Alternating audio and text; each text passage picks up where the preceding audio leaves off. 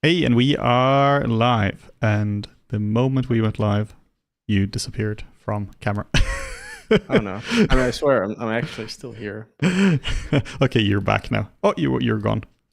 Okay, so we're gonna have some slight tech issues with this, maybe. Wait, yeah, I can see that. I pop in and out of existence. Yeah. Okay, I'm not sure what's going on with that. I'll try to do an NVIDIA thing here. Are you background removing stuff on me as well? Yeah, exactly. Oh, nice. Okay. Yeah. Oh wait, no. Okay, I'm back. Oh, no.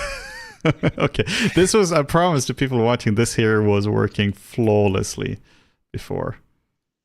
Oh, you're actually disappearing from the window, I think. I don't know, man. I don't know. Okay. Okay, you're back. So let's hope that you are indeed. I see myself now, at least. Okay, perfect. So. All right, so let's hope this is actually working. So today we are going to be doing a fun little sculpting sessions with Morten and myself, or I guess maybe MJ, if you want to go with that. And we are going to either works, and then we're just going to be sculpting here and taking your questions. So yeah, that's going to be a nice and fun little sculpting sessions with that. I'm going to be basing this off some photos I found online, these are kind of this like Snoke style, really sad, depressing man. So this is going to be an interesting one. So yeah, just come with your questions. I at the moment cannot see the chat, so let's just fix that. The chat's good, it's just empty. Okay, so if somebody in the chat can just confirm that everything is actually working, that would be fantastic. So I am just gonna do some slight design changes with this guy here. So I kind of like the idea that's almost like his skin is just like really stretched over his face. Like there is something like kind of nice about that in a sense. Almost, I don't know if he has had like plastic surgery or something. Is almost in a sense that I want to make him look a little like weird, a little uncanny. So just going over and just modifying him. So just going through here and just changing the few. Darius wants to know if we're going to be at Develop Brighton. No, I don't think so. Do you have any plans to attend that, Henning? No, I don't know. It's pretty close to London, right? So it's just an hour from London by train. But no, it would have been fun, but I don't think this year. I actually cycled to Brighton like a few months ago. That was really? pretty intense. That was like 6 hours, and it was rainy and cold and really crappy weather the whole time. And it was like 100 kilometers, so that was a quite long ride. So I think it might only take me 8 or 9 hours to get there. Yeah, no, should be. Oh wait, no, I have a 2-hour drive to the airport, maybe. So maybe like 10 hours, I think. Okay, yeah, no, you can make that. Hey, Polygestalt. Yeah, it's been a while since we were both on stream, actually. It's really difficult to find scheduling for that, like just where it works as well. But also just, it's kind of like nice to, like it's obviously nice to be both office in it, but it's kind of nice to space it out a little bit as well. So we get a little bit of break when we're, like, because it's really tiring to stream. So when I'm not streaming, then you get a break and vice versa. Yeah. Okay, let's have a look at this guy. We had a lot of questions the last few streams about like requests for more podcast episodes, and I think that would be a lot of fun to go back to. But yeah, definitely. I mean, we have the setup for it now and everything, so it's actually crazy. There's a hunting podcast that I started following, like the first episode they came out, because they were talking about making a podcast, and just the other day. Like, this is how crazy time is. The other day, it was like their 1-year anniversary, and they did 50 episodes out of 52 weeks. So like they took some time off for Christmas or something, but then it's already been a year since they started. And I'm just like, what? How does that happen? This is very much live. This is not pre-recorded. No, actually it's, well, I'm pre-recorded, Morten is not. So we're just doing a really, really elaborate. We practice this a lot. Yeah, I have a script where I know what you're going to say and anticipate what's going to be in chat. Yeah, it's actually pretty cool. It took us, like, we've been doing Flip Normals for like 13 years, and it took a long while to get to that level, but finally we can do it now.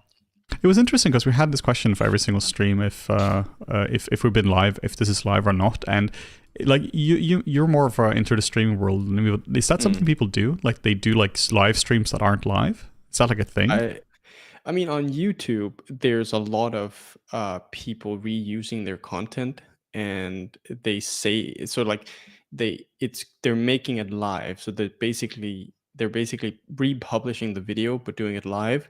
And I think, because I looked into it a little bit, I think they do it because it bumps them to the top of the feed.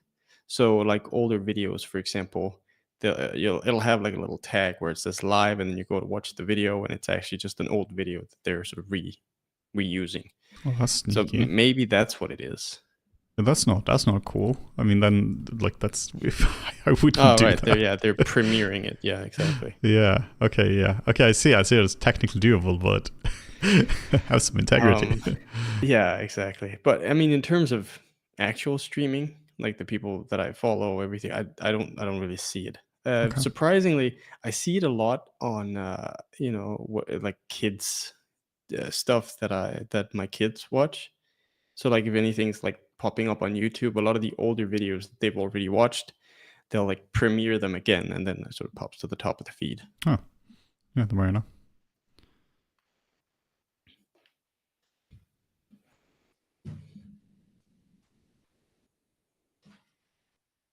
Someone's asking if AI is going to replace 3D character artists.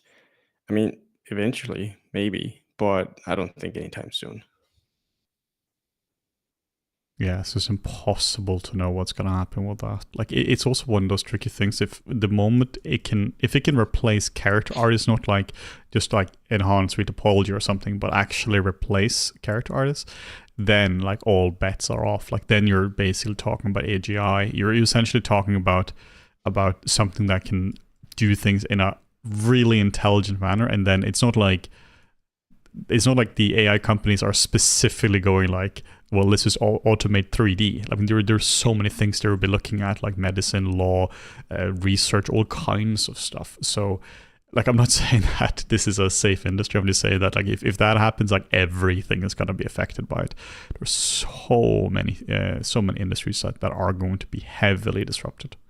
But also, like within film and games, there are a lot of really specific tasks, and obviously new and more automated tools come out every year, and it's been that way for a long time. We've always tried to automate our way out of doing shitty tasks.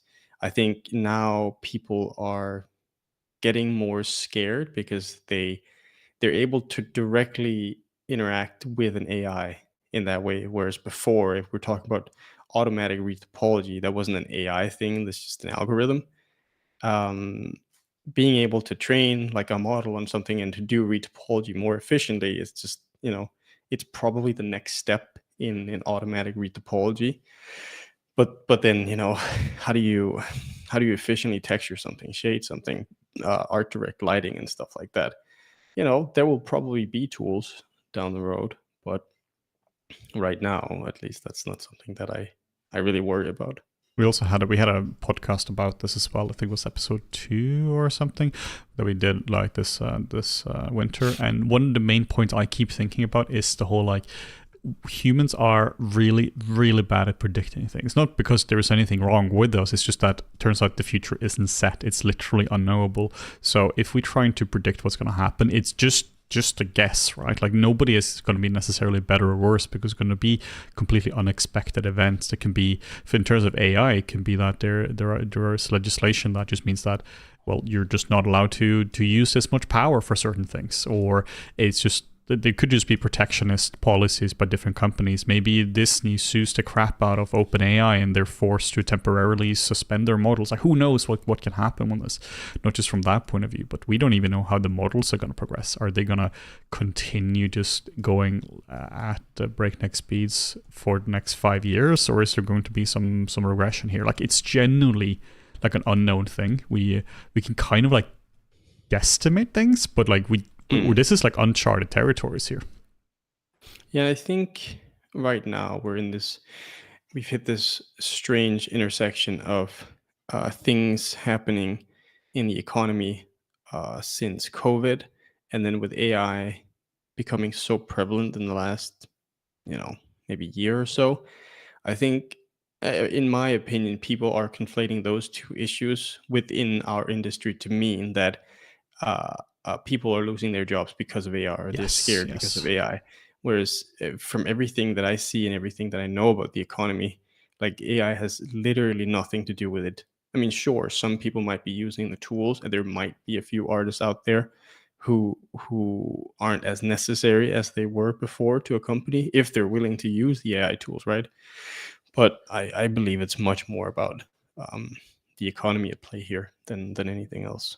Yeah, like some artists have definitely lost jobs, like illustrators or book covers, Yeah. or some like I've definitely lost some people, lost some jobs here. But it's not like what we're talking about here is the mass layoffs we're seeing in games and VFX. Some of the concerns in VFX were down to AI as well, because in the strikes that was some of the concerns they had. But it's still like a fundamental bigger picture, right? It's, you see layoffs in so many different industries now. It's just a generally crappy job market at the moment. People are just spending a lot less. I mean, you can't go through the inflation we had over the last few years and expect people to be in a good financial spot to spend money. And turns out that people don't spend money on movies and games. We're not going to make a lot more movies and games right away. It's going to bounce back, I'm sure. But yeah, the economy goes in cycles. Yeah. And now we're at maybe a downturn again. Like these are kind of things that are easy to see in hindsight, but it's really hard to see exactly when you're in them what part of a cycle you're at. Amiga Star is curious about where we learned anatomy. Is a mix of things really for both of us. We both actually took the Scott Eden course many years ago now, and I can't remember with Henning, but at least for me, it was like that was my first real intro to anatomy. I mean, I'd done some reading in anatomy books and drawing and stuff before, but applying that to a 3D object in terms of studying the human anatomy, that was really the first thing for me. And then just refining it over the years, doing self-study, doing smaller parts of the human anatomy. That's sort of how I built that up. Yeah, I mean, I started with anatomy as well with the Scott Eden course. This was in 2010, just when he started the course. And like the moment he launched the course, like I signed up within like actual minutes, because I really liked doing characters, but it was so difficult to find good content for anatomy. Like it's still an issue today. That's why I can actually give a plug to that, but we made Intro to Anatomy some years ago, because it's legit really hard to find good resources on anatomy. Like, where do you start? Oh, get an anatomy book. Cool. Let's just go through all the different muscles. Anatomy books are basically like dictionaries, right? Anatomy books are not, here's an intro to anatomy. Anatomy books are not really a tutorial or a beginner guide or something to that. Anatomy books is, all right, let's start off with the coracoid process and the tendons of the bicep brachii, and then all right, let's go from there. Some are more beginner focused, like you have anatomy for sculptors and such. That's quite a useful one, but we just needed to have a course that was like actually for beginners. So it's a really difficult one with making a course like this, because this is a course I made, and you have to both go into specific detail about things that are important, but if you go into too much of it, then you're just going to confuse people with unnecessary stuff. But if you don't go into enough, you're not covering all the important things. And what's important to some people is not important to other people. So it's a really difficult course to make. But one of the things I keep talking about when it comes to anatomy is that it has to be practical. Instead of just focusing on every single tendon and origin, assertion and such, focus on kind of like almost the symbols of it, or like ways to simplify it down so that you can actually use it. Because if you just start to memorize all the different things, I think most people are not really going to be able to like keep that functional, or it's almost like you're just memorizing a bunch of different vocab for a language you're never going to use, instead of thinking, no, I want to make appealing characters. Let's use anatomy as a tool for that. Anatomy is not the end goal. Anatomy is a tool for it. It's almost like it's the vocabulary of of character sculpting, and you need it, but it's really, really difficult to learn. Yeah, I think that was my issue coming out of the Scott Eaton course. Whether it was an issue with me or the way the course was structured, I don't remember. It's been so long. But I came out of that course with obviously a lot of technical anatomy knowledge, naming and stuff, origin, insertion, all the stuff that Heng was talking about. Sure, some of the practical stuff as well, because it was a pretty intense course. But I hooked on to the wrong aspect of anatomy, in my opinion. There, exactly what Henning is talking about wasn't the practical aspect, and I think and that's not to throw shade at Scott Eden's course, because I still think it was great. He gave me a fantastic foundation, but that was sort of the uh, whole thing about our own anatomy courses, that we wanted to make them practical from the beginning, and not something where you're overly relying on being able to name muscles, insertions, bones, tendons, stuff like that. You need a base in terms of the vocabulary for sure, so you know what things are. But at least in our opinion, the practical aspect is more important. I always think about it as it's almost like you have a map of a city, or you have a city. It might be that you know your hometown, and you know every single street and a nice cafes and all that kind of stuff. So you have a good intuitive sense for it. But if somebody were to mention a street, you're like, I have no idea where that is. Oh, they'd be like, oh, it's right next to the fountain by the coffee shop. You're like, oh, it's exactly where, I know exactly where that is. And that's kind of related to anatomy, that you can have a good sense of anatomy without actually knowing the names. Or you can have the opposite, which is that I can start to memorize street names of Krakow in Poland, and I'll know the street names, but I won't know anything about the city. So I'll have a very technical understanding of the city, but I don't know where the good coffee shops are. And sure, I can maybe give directions, maybe, right? But maybe not, because I still don't really know the city, what the best routes are. There are just some things that you just have to learn by practice. But of course, like with the map metaphor, it's also really useful to, of course, know the names of the different streets. It means that you can be specific in how you're talking about things. Instead of saying to somebody, oh, go up the street up there, then to the left, and take a right, you can just be like, no, it's 42nd and 2nd Street. You can just be highly specific about that. But yeah, I think both are handy to keep in mind, but just don't go too technical at something like that. We're not doctors. We're never going to save lives with what we're doing, meaning that it's not even like the job is important or not important. It's just that the knowledge is not vital, meaning that if you were to screw up the origin and insertion of the sternocleidomastoid, yeah, it might still be fine, right? Maybe it looks a little wonky, but it might be fine. But if a plastic surgeon screws up the insertion or the fat pad of the buckle, like the buckle fat pad, and they screw that up, I mean, you're gonna have a horrible job, and the patient is gonna be in so much pain, and it's going to look awful. So for us, anatomy is useful as a tool, but it's not the end goal. Also, there is so much misinformation when it comes to anatomy. I'm sure there are a lot of things that some anatomy teacher taught some dude like 100 years ago. This has gone into anatomy books, and then we just kind of use those same terms. The terms might be wrong, but maybe it's useful from a practical sculpting point of view, and it doesn't really matter if it's 100% correct or not. What really matters is it functional? Is it useful for us as artists in our day-to-day?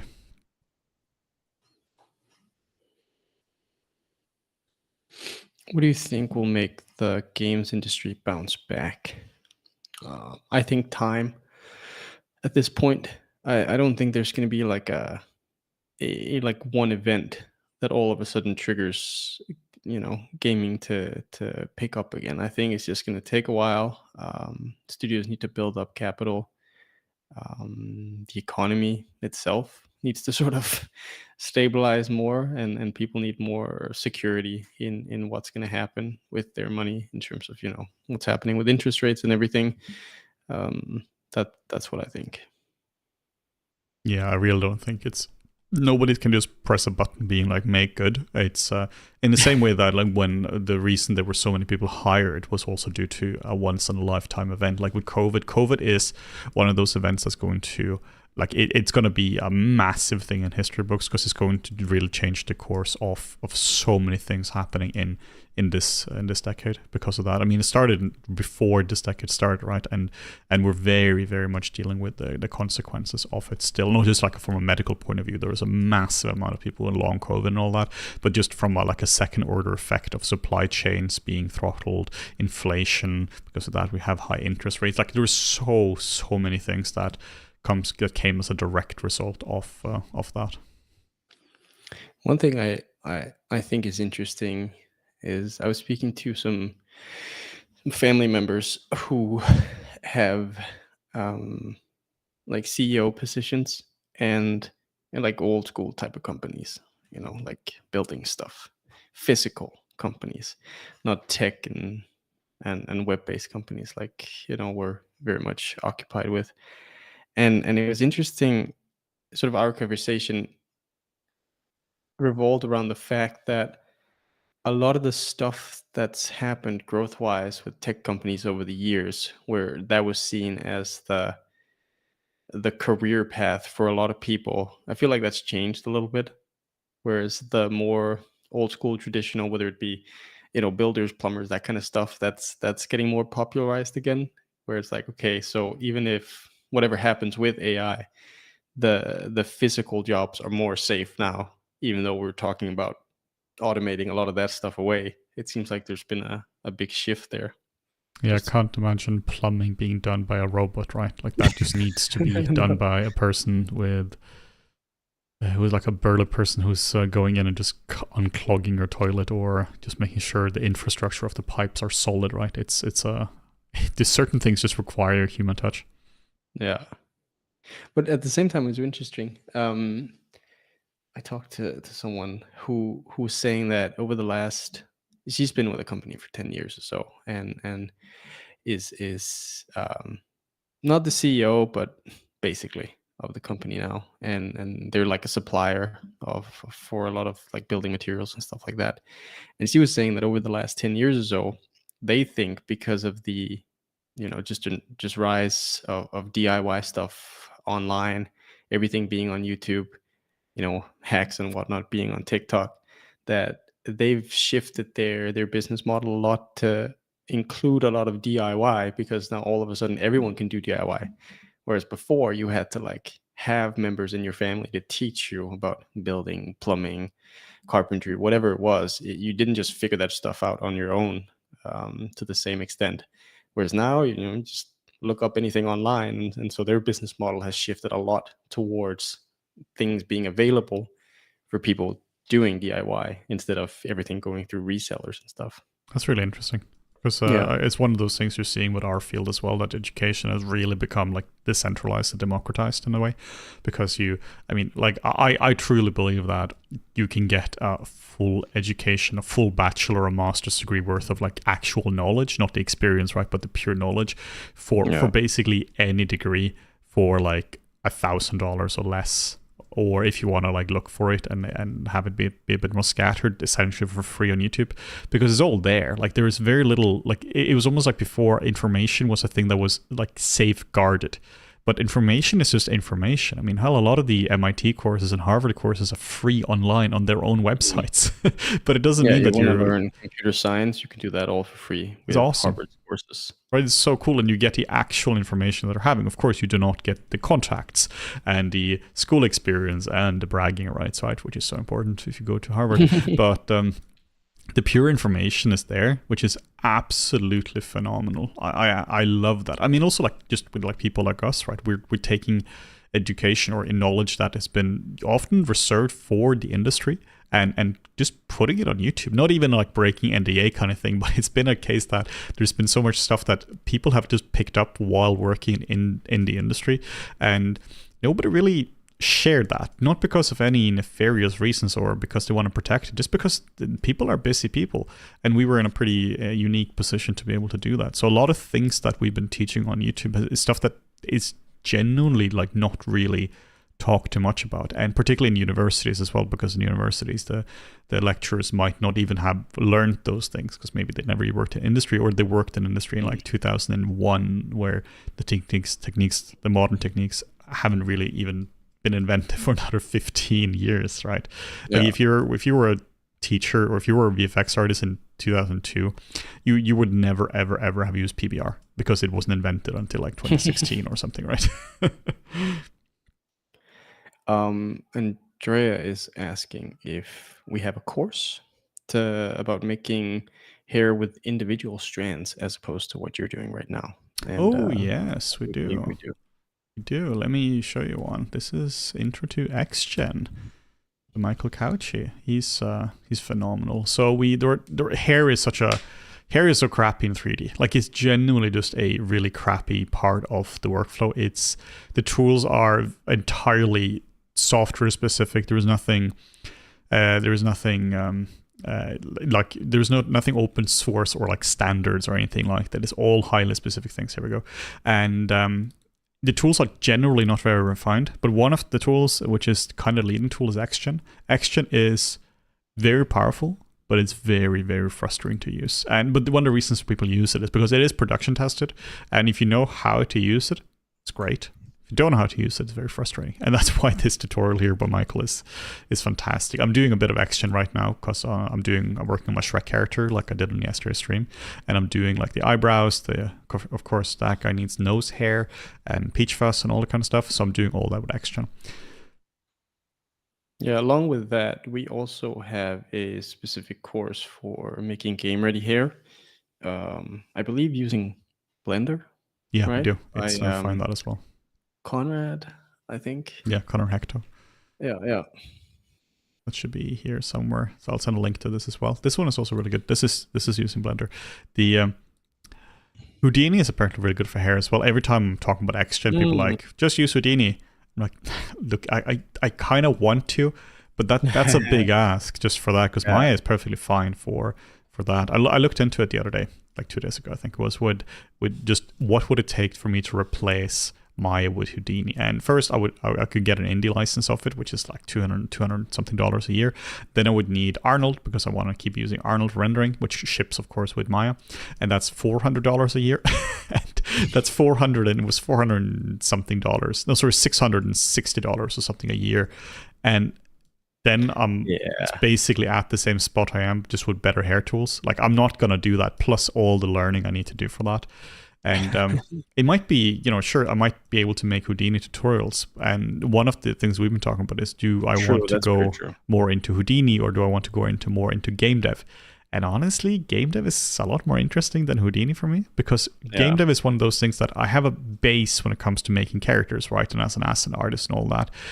And I can, of course, I have to retrain, right, to a degree, because it's still a lot of specific stuff I haven't done, haven't done in a while, or haven't done at all. But it's still like a bit closer and a bit more interesting to me than like hardcore Houdini stuff, particularly because a lot of Houdini stuff is effects and such, and it's not really my thing. Or it's like hardcore look dev and such, which is, okay, but I think it would be also like just a business decision for us. It's just a much better decision to spend time going into game dev than going into highly specific tools for VFX. Yeah. Evan with a million N's is asking the difference between student work versus professional work. And I don't know, it's just off the top of my head, the things that I would say is, obviously with a professional, being able to make the things you're tasked to at the expected quality level, but consistency and speed as well. Whereas if you're a student, you might not have been, or you will not have been in the same positions when it comes to specifically production work. Like you might be able to make a flawless character, but if you've only ever been a student, you wouldn't know how to integrate that properly into a pipeline yet. And that's just one of those boring things that you need to do as a production artist as well.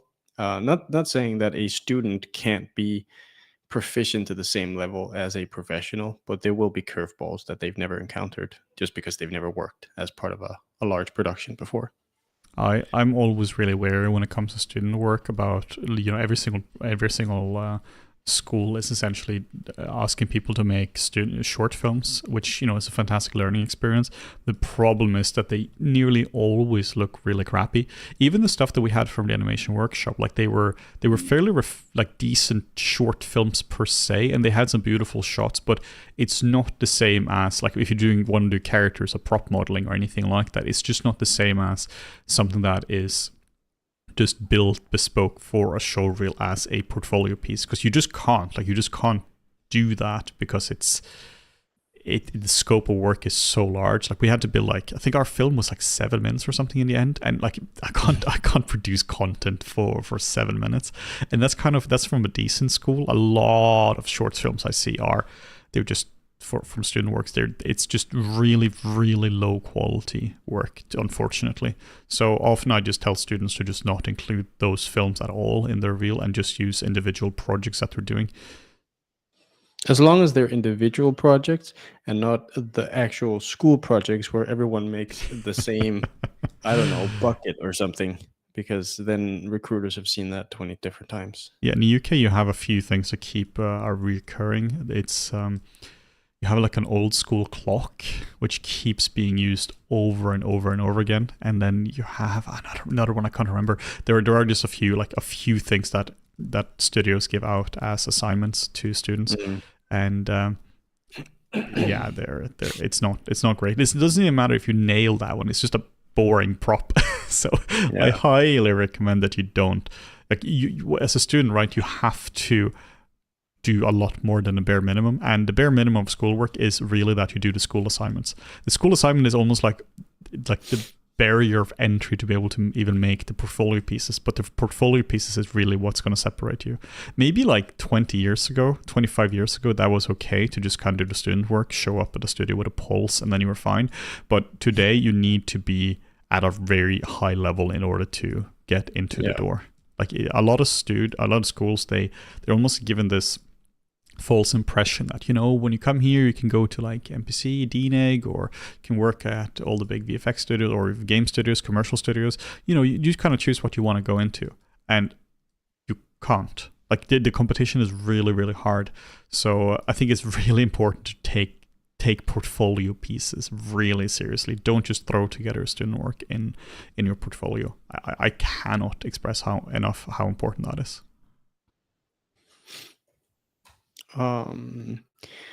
Treader is asking, I have a question that I can't find an answer to on Google. What part of the process do you build the anatomy for the simulations? Is it before or after the sculpt and read topo? I think what he's referring to is probably like muscles that are actually simmed, like you would use in Ziva. And so basically it's a part of like a rigging simming task that you can do as soon as you have the shape, like the finalized approved shape for the model. And that can be before retopo, for example, as long as you know the volumes don't change. As long as you're sure that the model doesn't change from there, you can start on that process. I think that's what you're asking. I think Siva is being discontinued.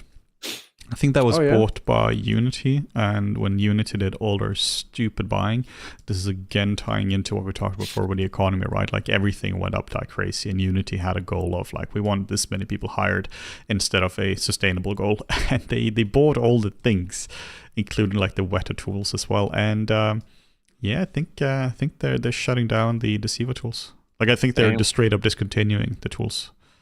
Okay, so what are people gonna sim with then? Maybe just like built-in tools in Houdini or something? I reckon Houdini, yeah. I reckon it's just going to be straight up Houdini, because, I mean, nothing else is even remotely close to what you can do with those tools. Like you need specialist tools for that. Like I can't imagine Maya has anything. That being said, it was really interesting when we worked at DNEG. One of the modelers there, he wrote a shot sculpting tool where, so let's say you've done your rigging, your muscle and everything, and you've done your simming, and what he wrote was like this tool where if there's animation on a mesh, it would do sort of like secondary animation or secondary simming on top of the sim to give more realism to the whatever skin you have, bouncing, gravity, all that stuff, and you would be able to touch stuff up. That's like a second like a another process in that whole simming thing that comes at the very, very end after animation. Yeah, shot sculpting is a really important one. It's one of those things people don't really know about, that it exists, but a lot of times it's just quicker to just fix the anim cache at the end instead of going through and just building a rig that can do absolutely everything. Because if you're doing that's just insane. Yeah, and with the right tools, you won't. If it's a shitty shot sculpting tool, it's like a frame by frame thing where you have to fix everything. But if it's a good tool, like what we had at DNEG, there's, it'll automatically generate all the in between stuff, which is very helpful. Yeah, he was. Well, I suppose he still is an absolute genius at that. Shout out to Luis. I wonder what he's up to nowadays. It's so much nicer to have you in the chat. First, it's nice to have you here for company, but also just I don't have to go back and forth and split my brain between 1,000 different things. Like it's really fun to do the streams, but my God, it's hard. It's really, really hard to do because you have to do sculpting, design, talking about what you're doing, managing the chat as well, thinking about the answers. Like it's really fun, but my God, it's a lot. And this is my 7th stream during the sale. So that's a lot. Now imagine being a streamer who streams every day for like 8 hours. Yeah, wow. I think you just have to do it in a different way then. I genuinely think you just have to have your format just needs to be a bit different. Have you played with Fibershop for making hair cards? They claim it's been used by big studios and it's on our marketplace. Is it?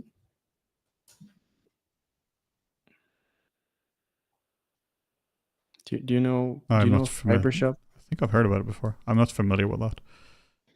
The tricky thing with hair is that you just need like a full solution to it. Like there are so many plugins that can help you with certain parts of it. For hair cards, is a bit of a different thing because that's not really hair, right? Hair card is when you're. I don't mean no any offense here to game artists anyway. It's just that our hair cards is really a texture. You're putting textures on a plane. It's a bit of a different thing. What you're doing with a dedicated hair system is that every strand needs to essentially be simulated with clumping and all that kind of stuff. If I had like $10 million, I would have made a hair tool for 3D because I hate doing hair. And I think I would have built like a modern GPU accelerated like tool for it, like a standalone software, not like built into Blender or Houdini or something, but full on standalone, and then have like a plugin, like a bridge or something that goes to the software. Like they're all crappy. Like all the hair tools are kind of crappy. In the same way that like sculpting is now really good because of ZBrush. The hair tools are, you need like a ZBrush version. You need like a ZBrush thing like that takes it from like before it was box modeling and such to sculpting, which makes it organic and fun to what it's doing now. Like in hair, like in hair today is fundamentally not creative. You need to spend all your time getting the strands out, and you have to fiddle with sliders. I mean, hell, in next gen you need to even do a little bit of coding as well, just to set up some expressions. But you shouldn't need to do that. You should just have to like plug and play with things, and then you can add technical things to optimize it even further. But I found this Fibershop thing. Yeah. I mean, I can't speak to the fact that big studios use it. If the seller says that, I'm sure that's correct. It's got some pretty good ratings as well. Cool. And it looks cool. I mean, but I mean, yeah, it looks like it's for generating 2D textures for hair. That's cool. So yeah, and it's a standalone software. I think looks cool. That's awesome. It's hard to keep track of, right? Because we have almost 40,000 products on the marketplace, so we don't. Even though the way that moderation works or curation works on Flipnomos now. In the beginning, the first few years, it was a like per product basis. Like we would curate every single product that came in, and after a while, that just became unfeasible, And so what we do now is we curate on a per creator level. We check through their portfolio and the kinds of products that they sell or want to sell, maybe on other marketplaces, see what they've done in the past, and based on that, we'll evaluate whether or not we accept our application. And then if they slip through the cracks and it's not good enough, then we'll boot them off. Happens very rarely, but I think if we hadn't had this level of curation in mind, we wouldn't have had like 37,000 or 40,000 products or what we have now. We would have had like 10 times the amount, Yeah. but all the additional products would have been crappy because there's a reason we didn't allow them in the first place. So it would have been just absolutely flooded. Like, this is one of the things I saw the other day. Like, I posted this on Twitter as well about the whole, if you go to Pinterest, at least when I went to Pinterest now, when I go to Pinterest for my account, it's all AI. And like, these platforms are killing themselves. Like, same with ArtStation as well. I mean, DeviantArt as well. For me, DeviantArt is like all AI or AI porn. It's really, really, really weird. And they're killing themselves. So you remember how we've talked, Henning and I have talked privately a lot about the posts that appear, the AI posts that appear on Facebook. And it's like, it's the most random shit. The other day, it was like a dude with like a crazy long neck sitting with chicken feet in his hands. I saw one of like John Cena doing a sand sculpture of John Cena, but the text is like, it's structured in such a way that it's like presented as real. Oh, look at this amazing work by this artist. Blah blah blah. Why don't these posts ever get noticed? And I think actually I figured out what the deal with it is, because we talked about there being thousands of comments and crazy engagement on the post, right? But it's always like weird engagement. Mm-hmm. I think they're gaming the Facebook ad revenue system, actually. Yeah, because you can get paid, just like on Twitter, you can get paid on Facebook for posting stuff. Really? And the more engagement you get, the bigger piece of the pie you get. And I honestly think they're gaming the system.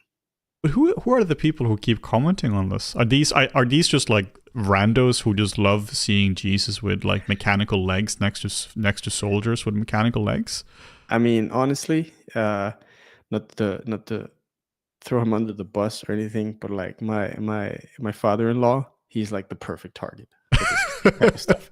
So he's funny because he's at a he's that boomer age, but he's like an ultra boomer. He's older than he's supposed to be for his age, and so like if it's a scam or something, he messages me very often with like, so I saw Elon Musk, he said this tweet, if I send him 2 Bitcoin, he'll send me back 4.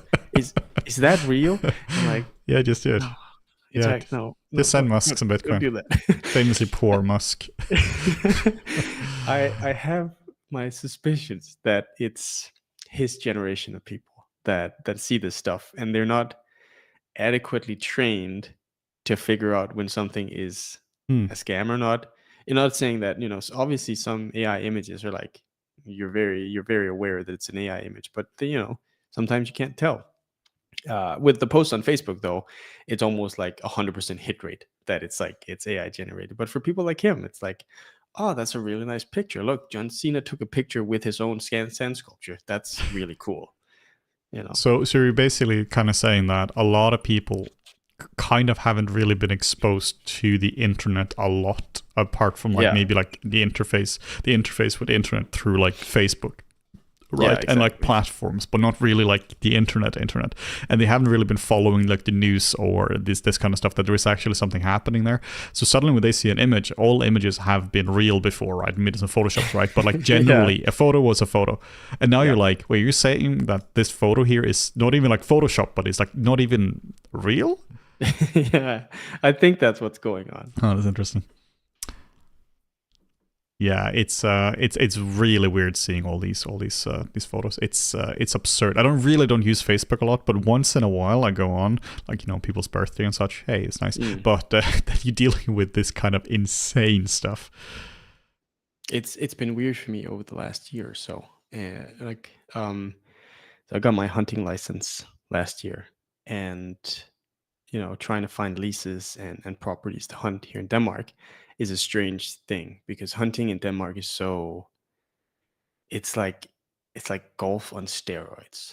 It's like who and people, they're very secretive about their hunts and everything.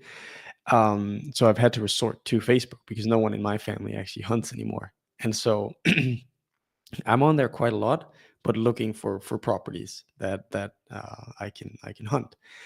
And it's inevitably, even though I'm targeting, the hunting community, I get all of that extra shit with it as well. And my God, it's a cesspool. The other day, my wife, she was like, "What?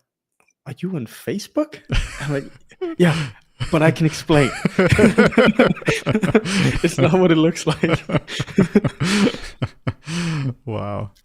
Yeah, It's weird, right? sort Because of Facebook used to be the jumping back place. into that. It, Yeah, it was exactly. just a thing because I keep seeing whenever I go on now, I keep seeing like 10 years ago you posted this, and it's just like I went on vacation 10 years ago. Apparently, I was in Cuba. This moment, right? So, and it's weird that we used to just kind of just post there, but it was people we knew as well in person, and then it just died. I'm genuinely curious why it died as well. Not really sure. The interesting thing is that I see it with my brother. My brother's 8 or 9 years younger than me, sort of his generation, and the people maybe slightly below that. Um, there were a couple different social media apps that people gravitated towards. Snapchat, TikTok, Instagram. And so I see like this progression of it, that obviously Snapchat is still being used, and people text on their chat. But the people like a couple of years below us, it seems like Instagram is what they favor a lot. Like Instagram is huge for that, which is kind of this weird paradox, because Facebook owns Instagram, but people have gravitated away from Facebook and even Messenger to go to Instagram, which is effectively just another version of Messenger now. Obviously, with image posts there as well. It's interesting to see where people land and for what reasons. Yeah, here in the UK, everyone has gone essentially away from Messenger, and it's all WhatsApp now. So it really used to be Messenger, but issue there is, of course, that you need to be connected on Facebook, and you don't want to be connected on Facebook with your plumber or something, right? Or just No. like general group chats. But yeah, now it's all WhatsApp. But that also has it's also still Meta or Facebook, so you can't get rid of them. Yeah, for certain things, I use Telegram a lot. Telegram is great. I really like Telegram. Yeah. And for other stuff, I use Signal.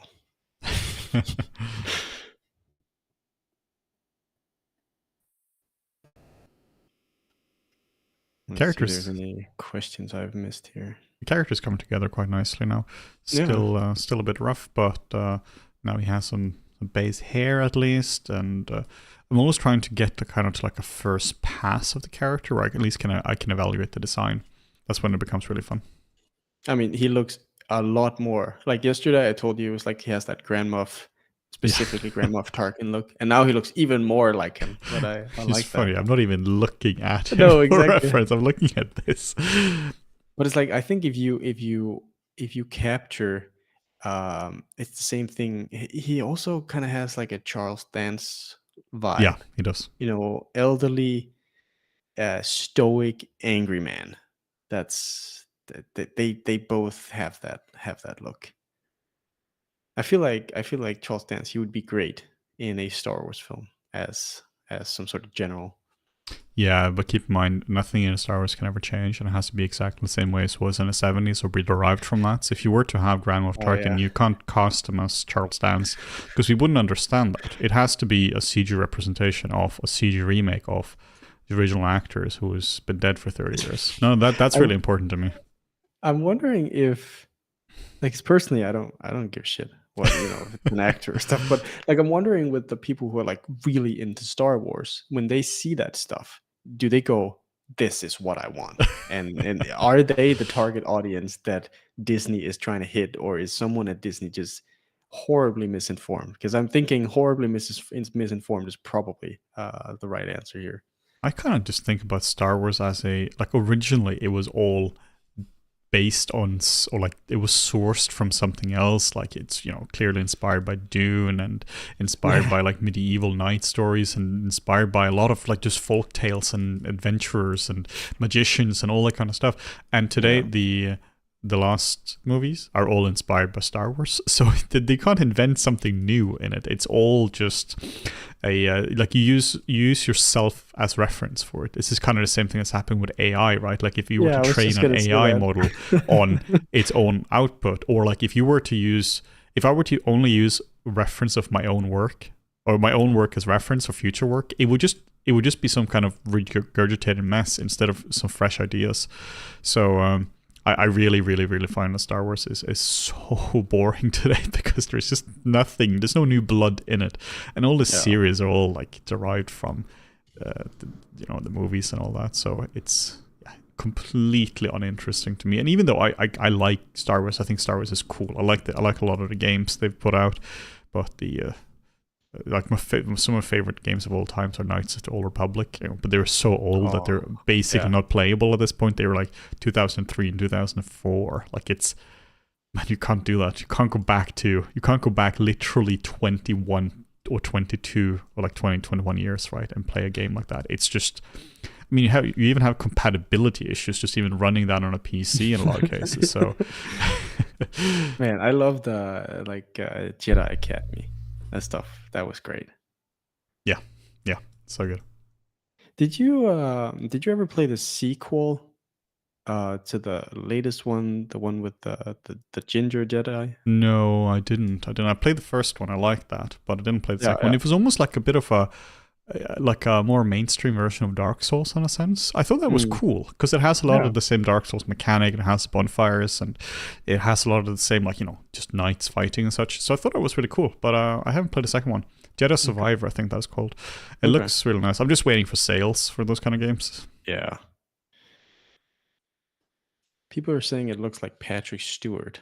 So in my mind, Patrick Stewart is still 30 years old, and so I need to. Okay, I'm actually thinking of. I think I'm even thinking of Patrick Swayze. Now that I was wondering when I would get an update on that. Like Patrick Stewart, I don't see it. No, I mean he's missing his hair and he's old, but I other than that, I don't see the similarity. With that logic, it could be you, Henning. Could be me. Except the old part. I had a drunk guy come up to me on the London Underground like some months ago, and he was like, "Hey, we have the same haircut, the same hairdresser," and he was bald as well.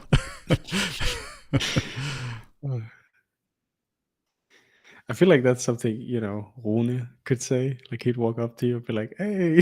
Yeah. Like, when drunk strangers talk to you, not the greatest, right? But once in a while.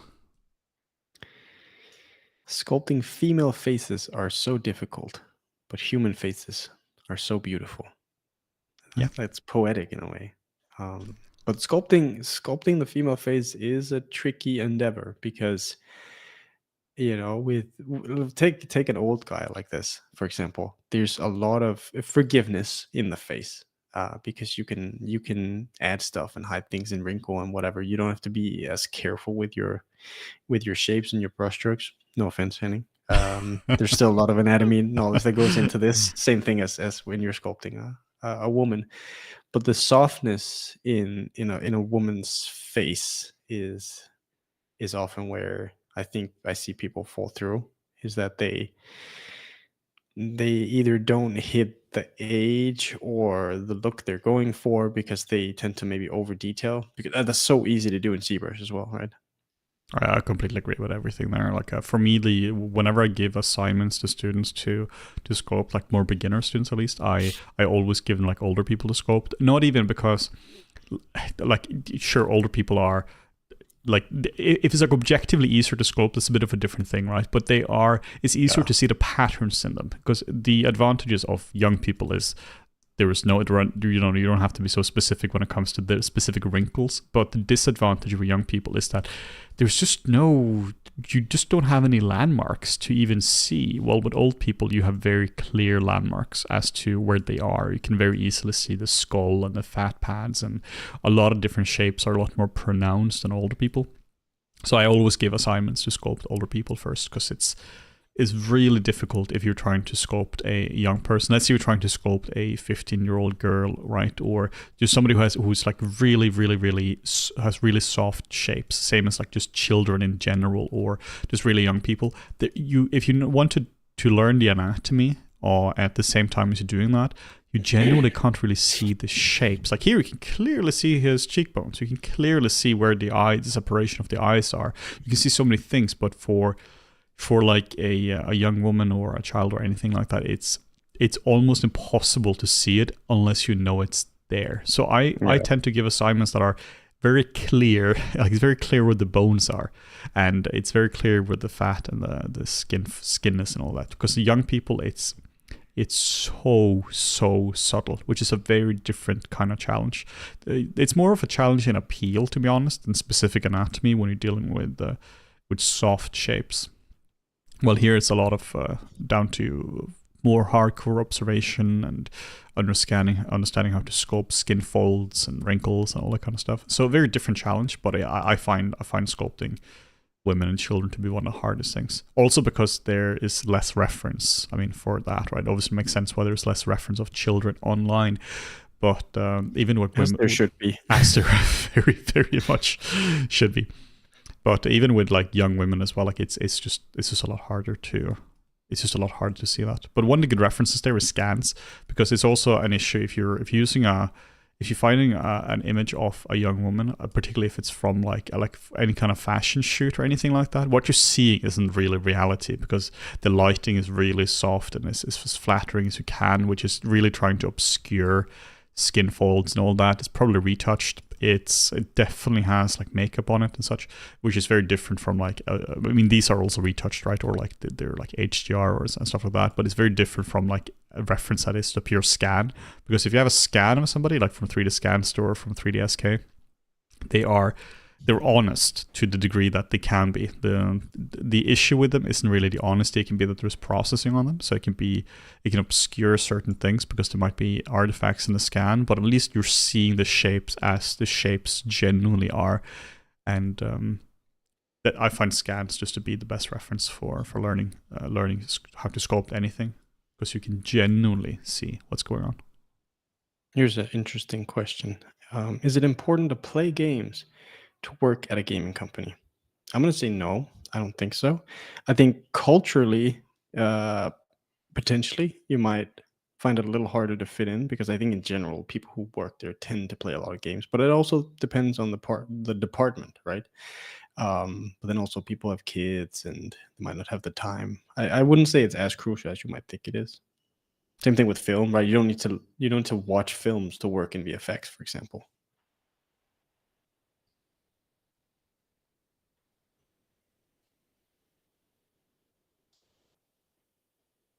Yeah, I think out of the importance when it comes to working in games, being good at making games is a lot more important than playing games. And particularly if you're a modeler, or you're doing what we're doing here, you don't, like if you're a level designer or a story artist or anything like that, where you need to see the bigger picture of things, that might be a bit different.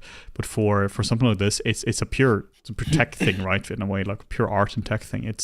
You don't need to understand the level design of Elden Ring to make an appealing character.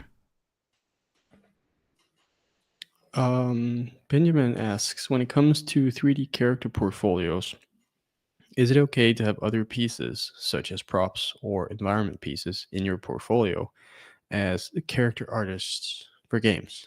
And I would say it kind of depends on your intention with the application.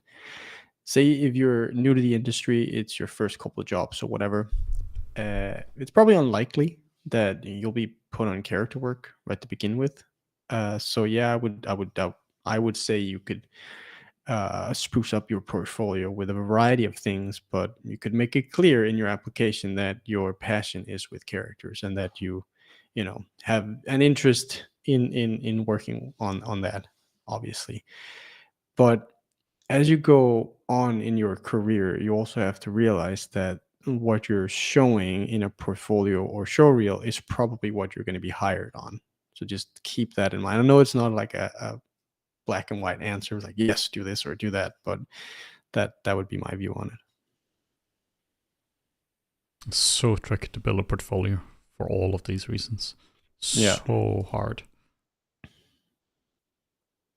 But also because recruiters go through, you know, the amount of effort that you put into your application and portfolio doesn't really match the amount of time that recruiters will spend on your application or portfolio, because they have to go through so many. And so figuring out ways to stand out without making it annoying and stuff is like it's a whole art, I think, making a good portfolio, a good application. Yeah, be the last year or so, I had a DNAG. I was helping a fair bit with portfolios, just like basically filtering portfolios in a way that like recruitment might do a first pass, and then they would send stuff over and being like, "Hey, we just need somebody who's Yeah. doing characters to look at character portfolios and such." And it's a bit of a shame, right? But you genuinely can tell if you can't really qualify somebody within a few seconds, but you can often disqualify somebody within a few seconds. Essentially seeing that this stuff here is just nowhere near the level that you need to be. In the same way, I keep using language, right? In the same way that if somebody's trying to fool you that they speak Danish, you can hear them say a sentence over 3 words and you can be like, nope, it's not going to work. Yeah. But it's if somebody is like really trying to, if somebody is like convincing, you might have to hear them speak for a few minutes to be like, okay, let them work for a bit. And it really sucks that when you're just kind of shutting down your portfolio right away. But if it's not good enough, like it doesn't matter if you're spending like 10 minutes reviewing it, right? You when your studios are not going to give you feedback on applications. It's just they just don't have time for that. And also the people who are reviewing portfolios like that in a large way are like they're the ones dealing with are the recruiters, and they're also not trained at that. Like if a recruiter tells you, sorry, the anatomy isn't good enough, maybe the anatomy isn't good enough, but also this person is not trained in anatomy, so it's really difficult to deal with these things. And with that, I actually have to get going because I need to pick up my daughter from the daycare. And with that, I will continue to sculpt.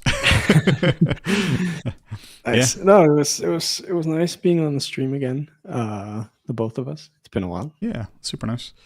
Mm. Yeah, but all right. Speak soon. I'll be here for maybe an hour more and just continuing my little Grand Moff Tarkin, Patrick Stewart, whoever he is. Maybe an emaciated Patrick Stewart. Maybe I can agree to that. Maybe. I don't know. Yeah. Something like that. Anyway, remember there's summer sale, guys. There's 40% off all almost products and up to 70. I've even seen 80% on some products. Yeah, crazy. Really good summer sale. All right. Yeah. I'll catch you guys later and enjoy the rest of the Henning exclusive stream. See you, man. Yeah. Bye, Morten. Now it's just us. So now I'll have to concentrate a bit more on the chat. I haven't been reading the chat at all, so I'll just come with questions. I'll have to move the mic a little bit so I can actually see the see the questions.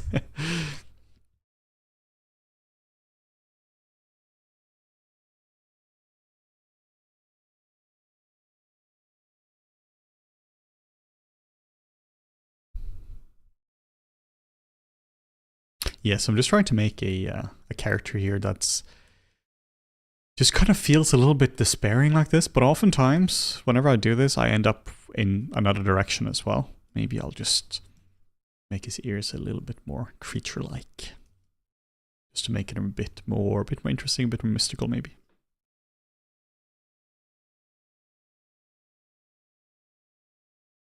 And I just need some background music for me. Yeah, after Morten left, this got very quiet. Whenever I do these kind of streams, I always have some music on, or if I'm doing mentorship as well, I always have some tunes on, just because it can get, just a bit repetitive if not.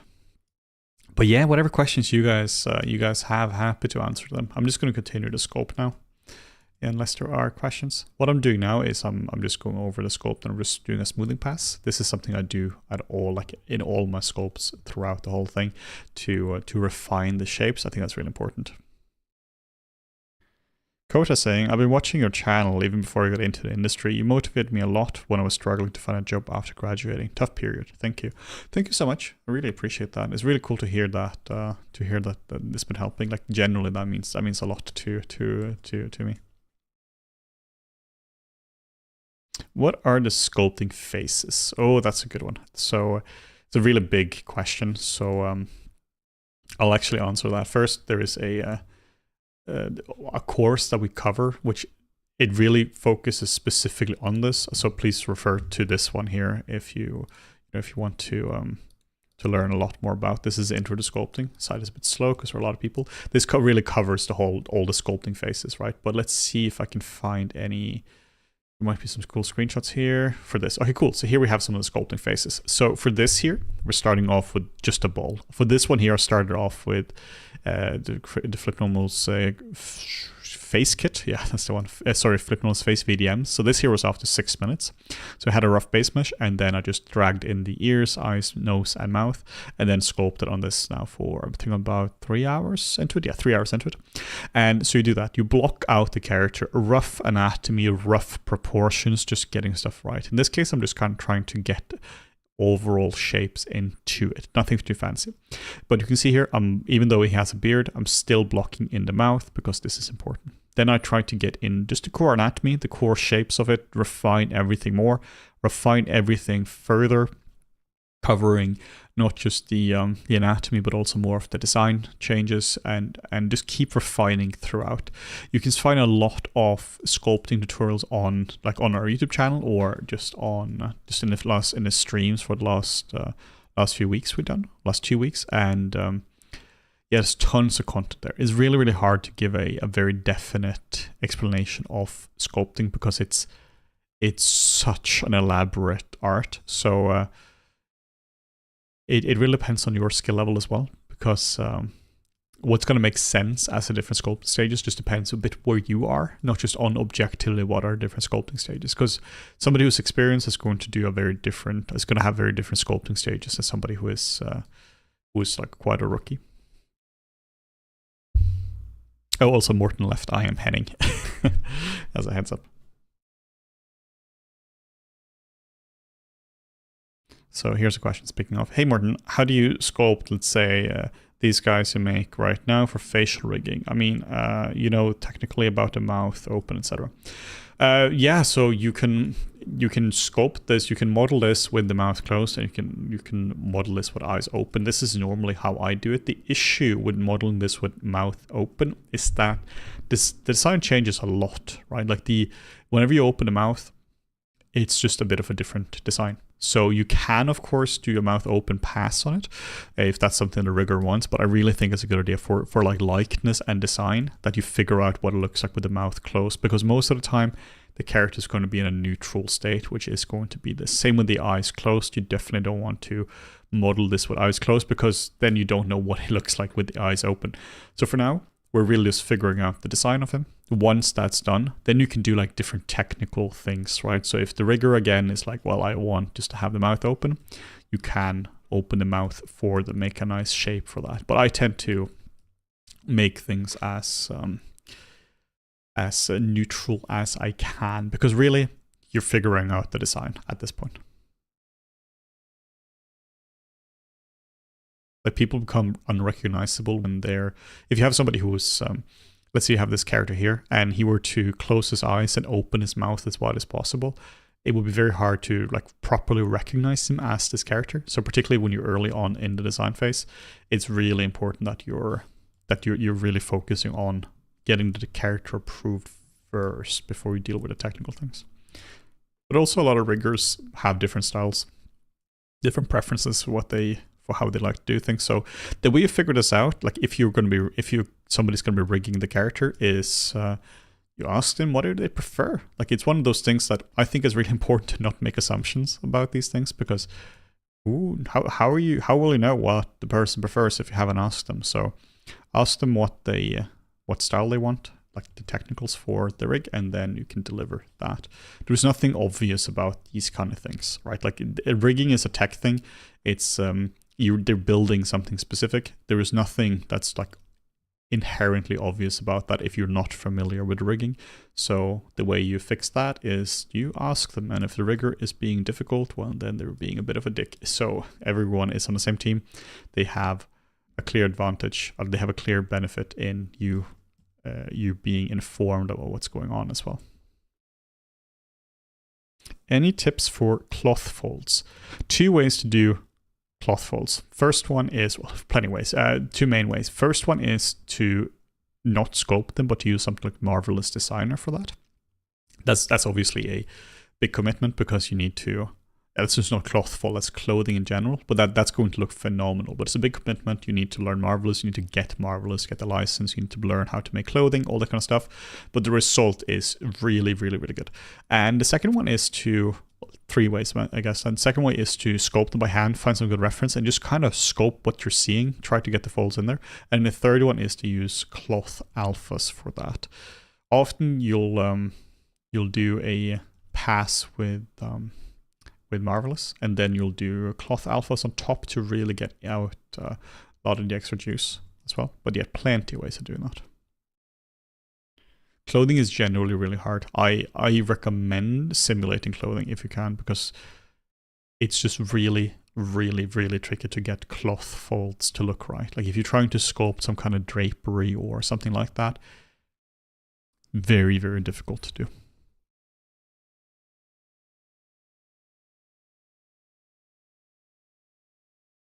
I've been looking to get a sculpting mentorship leaning towards stylist work. I've just been messaging junior artists from studios like on ArtStation. Is there a better way? Well, I don't want to be shilling my mentorship too much here, but I do have my own mentorship, so I'll just send a link to this. Have a look at this one here. It's tricky because there isn't really like a proper service for mentorships, so this is what I offer for in terms of that. So check out the link there. But yeah, you can keep doing that.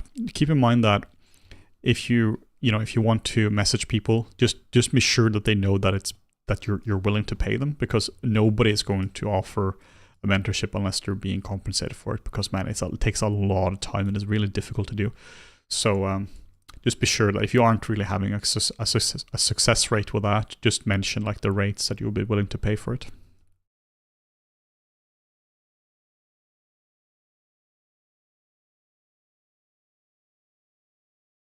Alright, so I'm going to continue just smoothing my model, going over the whole thing, just softening and smoothing and simplifying things. Every time I do this, everything gets stronger. So I smooth and I sculpt and I smooth and I sculpt and I sculpt and I smooth.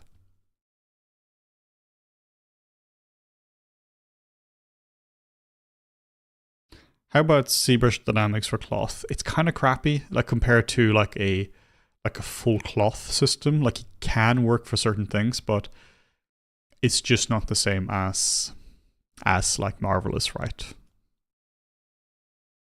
Also because it's not just like you're simulating the cloth on top in Marvelous, you're modeling the clothing with simulation in mind. It's just a fundamentally different way of approaching it. So what Marvelous is one of those things I never got into, but I know a lot of people who do, and their careers have all benefited from it, because it's hard to do. It's hard to find people who are good at Marvelous, and of course only do that, like what Morten was mentioning before, only focus on Marvelous if that's something that you actually want to continue doing. Because while you might get a job doing it, if you get stuck in a Marvelous position, meaning that the only thing you do is Marvelous, you become a Marvelous guy, Marvelous girl, then, and you don't enjoy it, man, that's rough as well, because it can be a bit hard to break into or break out of.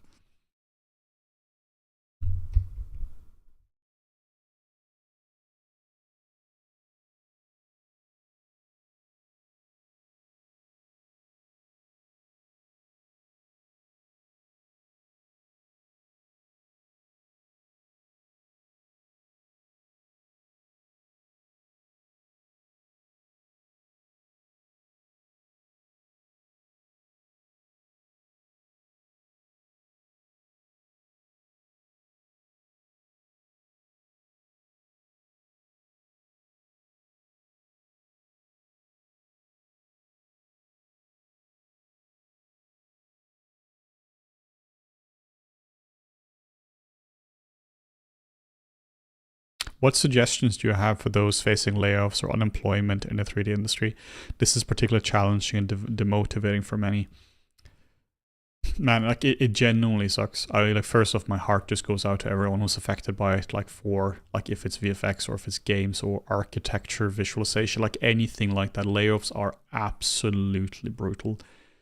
They just suck. Like there is no like silver lining here or anything. Like they're rough. Like it means that you might have to leave the country due to your visa expiring. It might be that you can't afford rent in a certain place. You have to move back to parents, or like it's just genuinely sucks. If you have kids as well and you have to struggle with this stuff, it's difficult. Now it's a bit of a uniquely difficult time as well because a lot of things are happening at the same time because you have video game layoffs and you have VFX layoffs. So often before, like I saw this before that I worked with, there were some layoffs at certain game studios and they would come into VFX.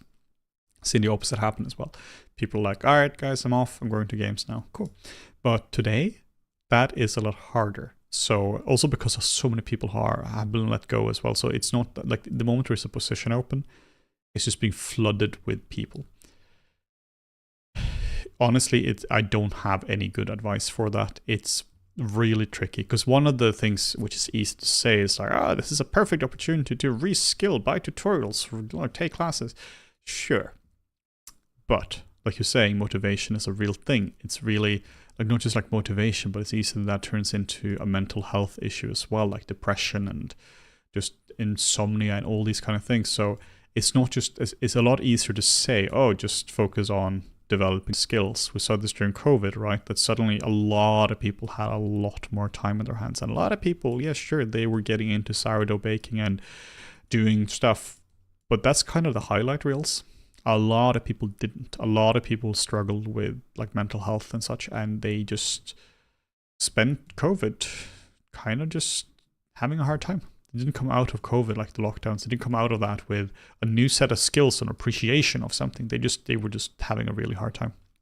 So if you can, I do recommend like retooling, right? Skilling up and staying up to date on things, particularly if you're unemployed for some time, at least making sure that once everything starts up again, just so that you're at least to the point that you're comfortable with the tools again. Because man, if you're off for like a year, and hopefully it doesn't happen, right? But I know some people who's been off for 6-8 months now, and if you come back at that point, you might be a bit rusty. At least maintain your current skills. I know again that can be difficult, but just opening up Maya, ZBrush, all that kind of stuff, and just like playing around for a little bit just to stay fresh can make a huge difference.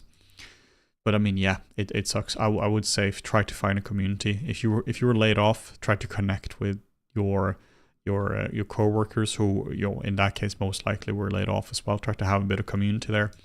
Maybe do some like common streams, or like maybe they could be like you make a Discord server for you guys and you have like work streams where people just get together and they just work on personal work at the same time and you just kind of crack jokes and just stay together in it. But man, it's rough out there. Genuinely, it's really tricky. There are suggestions you can do like these kind of things. But I think one of the key things is trying to just stay on top of your mental health. A lot easier said than done when a curveball like this happens, right? And everyone just gets laid off at a very short amount of time.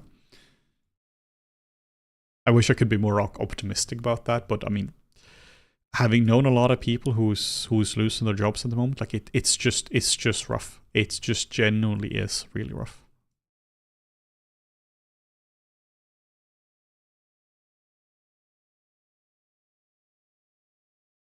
But at least if you are like stuck in a bit of a rut and you find yourself playing video games all day, or you're just kind of not being productive, just if you can do just like one thing a day, it's not a 0 day. So there is something that it means like you go out for a walk, right? You maybe go to the gym, or you play around with ZBrush or software for like an hour or anything, right?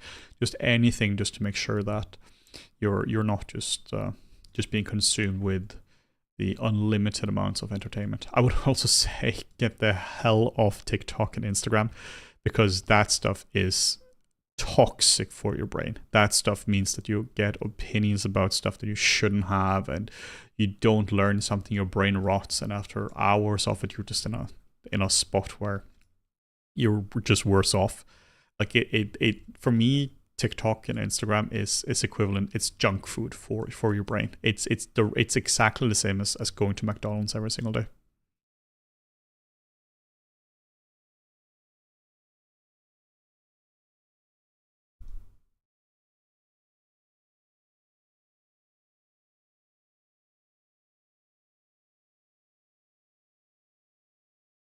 Like I find that whenever I go on the social media platforms, I don't really I try to avoid them as much as I can, but man, it's difficult. But whenever I do, I feel it's almost like a stress response, because that's also what they're intended to do. Like rage is engaging, right? There's always somebody who's posting something about, like somebody's posting some genuine content, or they have an opinion about something. Somebody else is misconstruing it, taking it out of context, deliberately deliberately trying to make them look worse so they can get more engagement on their own feed, like all that kind of stuff. It's all designed to make people feel bad. So trying to avoid that. Like I recently got into cycling as well. That stuff is fantastic for mental health, because it means you can't be on your phone, because then you crash and die. So it means you just get some hours genuinely off the world. You can't really even listen to podcasts, because you shouldn't really listen to too much in traffic, but also because there's so much wind, you can't hear it anyway. So getting into something like that, for me, cycling has been absolutely fantastic, because it means that you genuinely just get to exercise, you get to get fresh air in your face, and just taking a break from the world. So trying to find something like that you enjoy. A lot of people enjoy hikes as well.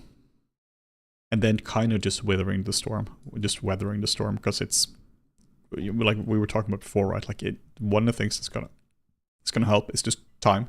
There isn't this industry here, like people didn't get laid off now because everyone sucked at the same time. It wasn't like sometimes people get laid off due to performance reasons, right? And all that, and that happens, or like it's just a bad streak because of one producer misjudged something, or there was a company screwed up here and there. But this is not that. This is systemic. This is a lot deeper than just something like this, somebody screwing up here. This has to do with market cycles and interest rates and money printing and modern monetary theory, right? All these kind of things. So I would just say, like, also don't blame yourself, right? Like this is just something that happens. It goes in cycles. I think that's really important. There isn't really a whole lot you can do. I met some absolutely killer artists who's lost their jobs in the last year, and a lot of them just haven't been able to get jobs again. Also, I would say, like, there was a question yesterday about, like, oh, I want to study. What about the layoffs?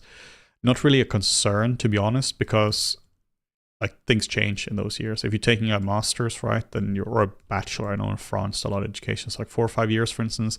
In the UK, they're about 3 years. Take a master's, that's 4 years. Maybe you're starting next year or something. That's like 5 years, right, until you're done. The economy might be very different in 5 years. Like hopefully everything here has passed. We just generally don't know what's going to happen. So I would say, like, that shouldn't really discourage you. Basically, that's not really a problem for you right now. It's kind of like if you're starting your studies in 2007, 8, everything is crashing around you. You finish around 2011, 2012, the market is just in a completely different spot. Or you start studying like 2004, you finish like 2008 or something, and everything is exploding around you. The market was fine before that, and suddenly it's not, right? You didn't do anything wrong. It's a bigger, much bigger picture. Cycling is awesome. What kind of cycling are you doing? Yeah, I got a nice road bike, a Merida Reacto, like in March, late February. So I had my first ride in March, and it's just a real nice carbon road bike. So I'm going around London a lot. London is surprisingly good for cycling, actually. I thought it was going to be a lot worse, but there are a lot of cycleways here. The speed limit is like 30 kilometers an hour through most of the city, so they're going a lot slower than I thought. So yeah, it's really nice. Like I said before in early chat, I had a trip to Brighton like some months ago as well. It was about 100 kilometers. I had a trip to Windsor from where I live, which was around 120 kilometers. So yeah, really enjoying that. Just so much fun getting out and feeling air on my face and just getting into something that's not just looking at a screen. Or like even like it's a weird one, right? Because if you do cardio at the gym, I can do like an hour of cardio and I'm not even like destroyed cardio wise. I'm just so bored. I'm like done after an hour. But an hour of cycling, even like at like a much bigger pace than what I have at the gym, is like that's like warm up. It's genuinely like a weird thing how the two things are so different. But yeah, highly recommend that. I got there are a lot of offers in the bike industry now as well, also because again everything goes back to COVID and everything kind of comes back to zero interest rates. The whole cycling industry is really struggling now as well because of overproduction during COVID. So that means that obviously companies are struggling, but it means that there are a lot of really good offers. So good, but also really bad.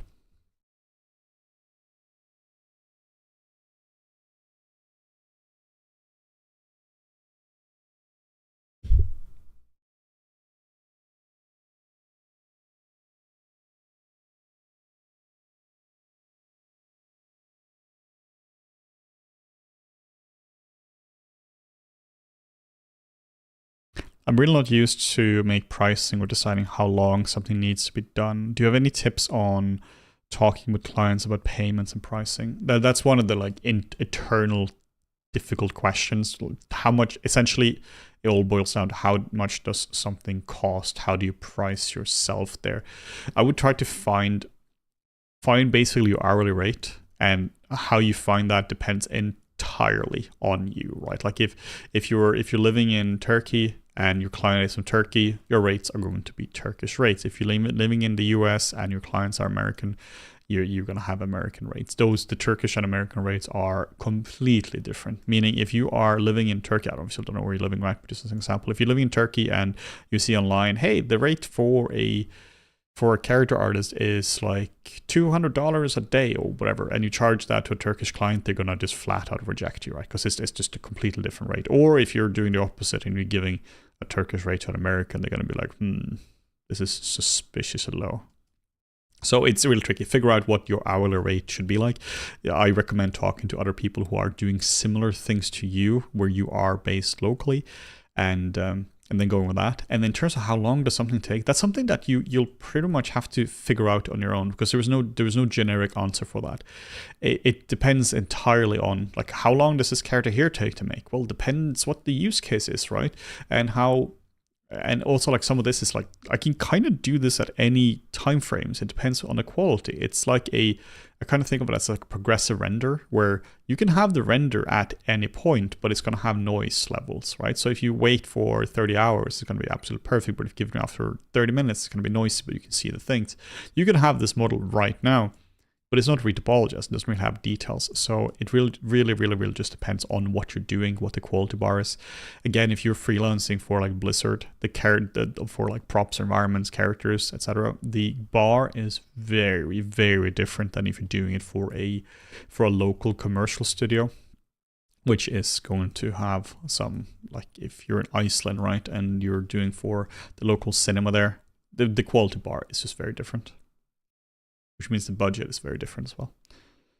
And then whatever your rate is, you need to add a multiplier to that, because nothing ever is on time. You need to take into revisions in terms of that. You need to figure out how, how many revisions can the client request from you? Do you have an hourly rate that you set after a certain amount of time? Is everything based on an hourly rate, or are you giving them this is what it's going to cost no matter what? Like, you need to just figure these kind of things out. These are decisions you have to just make yourself.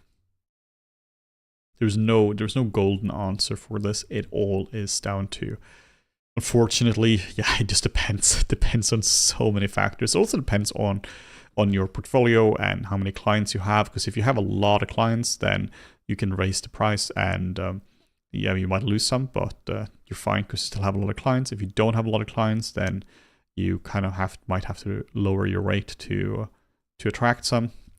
Maybe sometimes even increasing the price is going to make you look more serious as well. Man, pricing is a whole different thing than, like, it's not just like, it is just coming down to number, right? But that's the same way that the whole stock market is spending billions of dollars just trying to figure out if a stock goes up or down. So it's a lot easier said than done.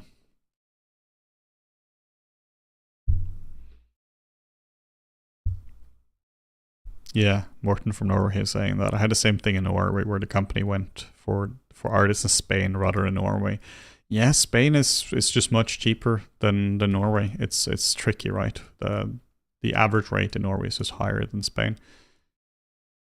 Even though the Norwegian crown is pretty low these days, which makes them attractive for at least for international clients, I suppose. But yeah, even so, it's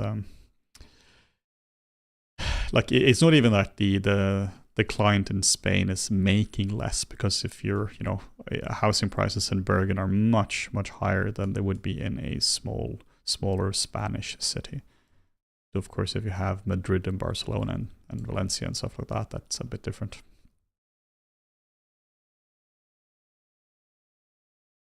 It's a bit of an issue if you're living in a high cost country and you're doing freelance and you're competing with, I'm not going to say that Spain is a low cost country, it is really not, but more low cost than at least like US, Canada, and such.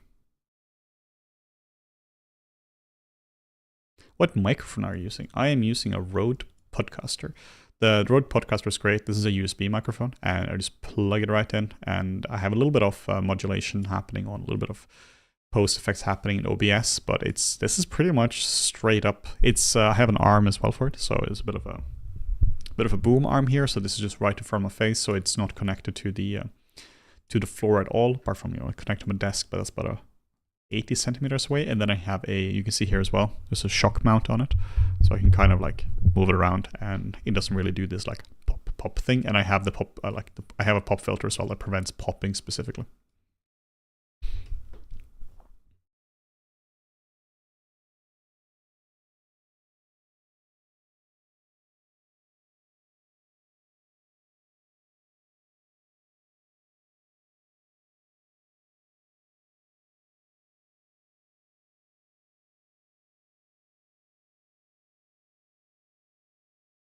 Which is better, fixed pay or hourly? Ooh, man, that I don't know. How heavy is a stone? How long is a stick? Right, I don't even mean it in any like joking manner. I just genuinely mean like it just depends on like so many factors. It means if you're like if it's hourly, then your incentives is to spend as many hours on it as possible. If it's a fixed price, your incentives is to spend as few hours on this as possible. But then the incentives are opposite, right, for the client. It really depends. It also depends on what like provisions you have in your contract for like contingencies. Like what if something goes wrong? Like what if you're saying that it's all fixed price, and they're going like, all right, cool, we are going to just feedback this to death. Feedback is something that can take a substantial amount of time to do. Like you might spend 30% getting to a result, and then the next 70% the model is just changing, or the asset or job is just kind of changing. I've seen this so much in production, where after like months of feedback, it looks the same. Well, it looks different, but it doesn't look better.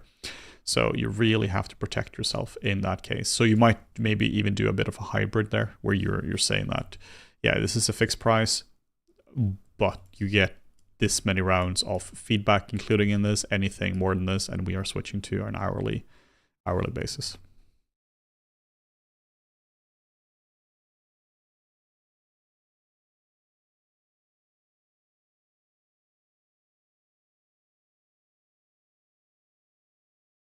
How can I bake face textures with eyes closed and then transfer to eyes open?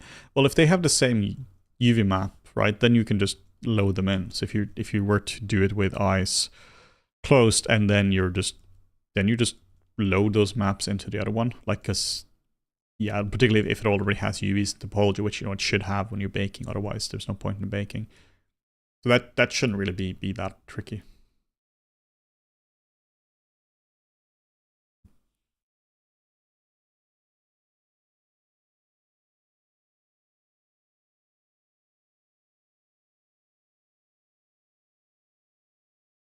Just going over this and just working up the shapes.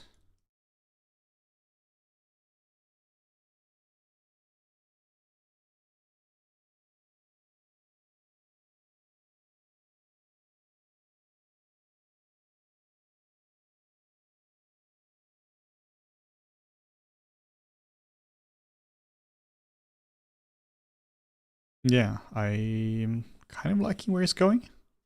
What I do is a lot as well as I do these test renders. What I'm not liking now is how his nose here looks just like a sausage at the end. So I want to just break this up, make him a bit more angular.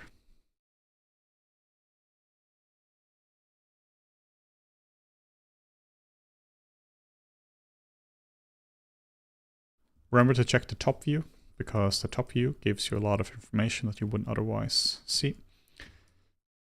This is one of the advantages of using something like the face VDMs, because it contains a base mesh. So just like this kind of stuff is kind of sorted, like the overall shape of the head. I really haven't touched the back of the head at all.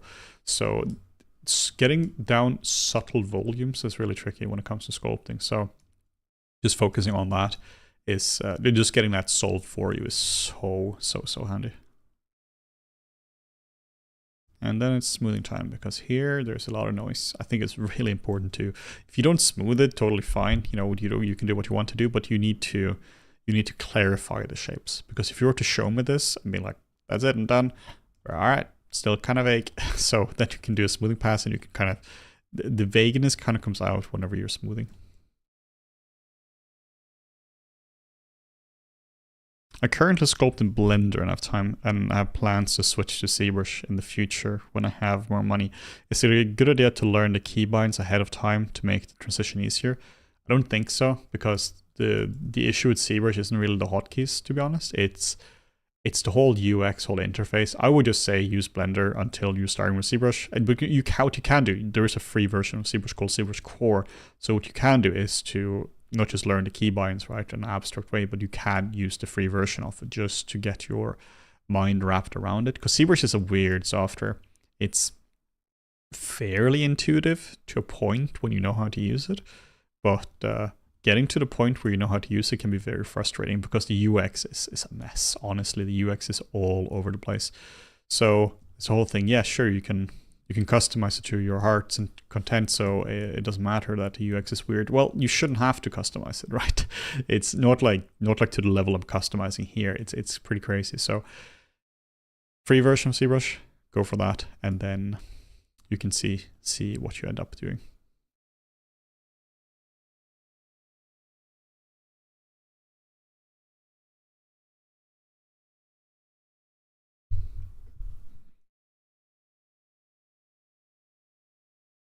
Like the free version of ZBrush is still fundamentally the same as a paid one, obviously just a lot less features. So that's the biggest difference. But the philosophy behind them is the same. It's the same thing, right? Just restricted.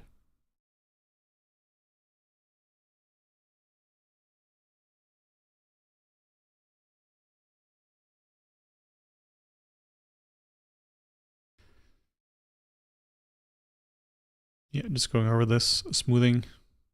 You can also notice here my smoothing is set to, down here, set to 47. Basically, it's half.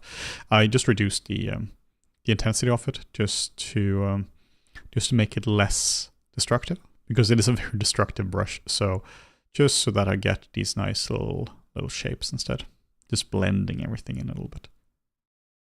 And then I'm gonna sculpt over everything again.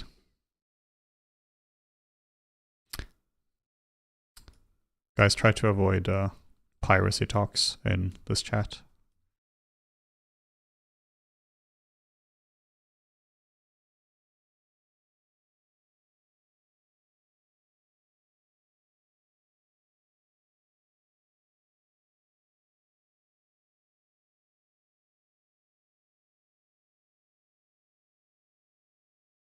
Everyone says don't be a ZBrush cowboy, but it's not that easy. The software is addiction in its purest form. Yeah, ZBrush is great. It's really fun once you start to really get into it. Once you get ZBrush, it's really fun to play with. Just to elaborate on ZBrush cowboy, this is something that we talk a lot about. That the reason you don't want to be a ZBrush cowboy is because the whole, like, if you're a hammer, everything is a nail. You want to be sure that you're not a hammer, because ZBrush is a hammer. But turns out there are a lot more tools than a hammer. You have screwdrivers and all sorts of stuff. So you would just want to be sure that you use the right tool for the job, because a lot of people are trying to use hammers when you should be using a screwdriver. So really just try to learn a lot of different tools for different jobs. So for instance, a lot of people will be using ZBrush for texture painting because that's what they know. No, sir, use Painter, use Mari. It's a much better tool for that. A lot of people trying to do retopology in ZBrush. Use Topogun or Maya or Blender or use anything like that. A lot of people are trying to render their stuff in ZBrush as well. Well, use a proper render engine for it. It's just not the right tool for a lot of jobs. In the same way that if you're trying to sculpt in Blender or Maya or something like that, ZBrush is just a much better sculpting tool. So use the right tool for the job. I think that's absolute key. It's not about which tool is objectively best as a tool. Well, a hammer is objectively best for compared to a screwdriver for hammering nails, but a screwdriver is objectively better for screwing in screws, right? So it's all about what tool is right for the job. But yeah, it's a really fun tool. It's really, really, really fun because it also, like for me, ZBrush is one of those. It's almost like creativity in one of the purest forms because I can sculpt kind of what I want to. It's not, you don't have to really think about the technicals. Of course, once you get over the technical hurdles of the software in terms of like, you need to know the interface and Dynamesh and the brushes and all that. And then you just have to get familiar with the sculpting techniques and it takes a bit of time to get to that level. But once you become like quote unquote fluent at it, then good things happen.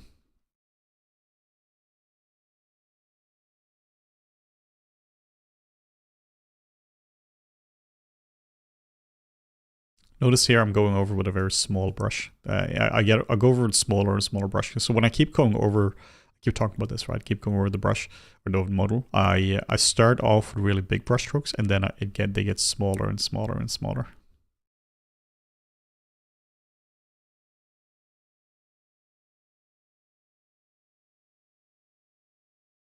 God of War that used ZBrush even for low poly and hard surface stuff.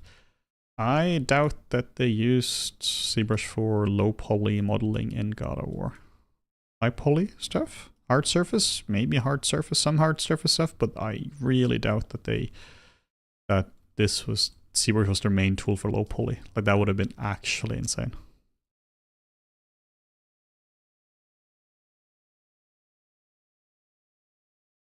It's really good for high poly stuff, right? We need to like really break up some weapons or something like that, or obviously for characters you need high poly stuff.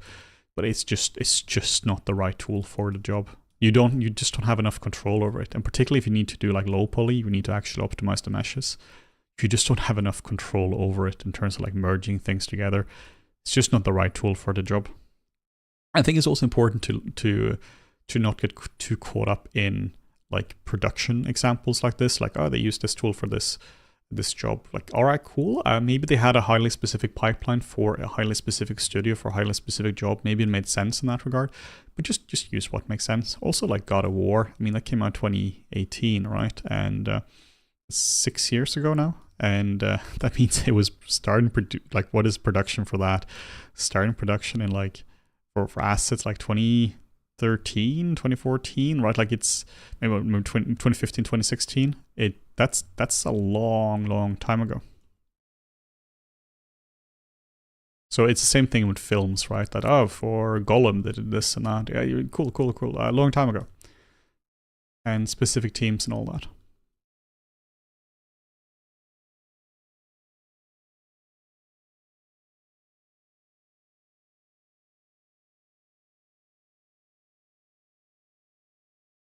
Are you guys still working towards some courses on the gaming side of things? We don't have anything in the pipeline at the moment, but I would really like to get into gaming, like really starting to like take that stuff seriously. We haven't done it yet, but that's definitely something I would like to do. Like I would really like to expand into that as one of my next things to expand into, because it's really like a really interesting thing for me. Because you reach a point, right? You've been sculpting kind of the same thing for a very long time. You get it where, sure, it's always challenging, but you know, you've done it. You kind of know how to do it. So it's it would be really interesting for me to explore something completely new, I think.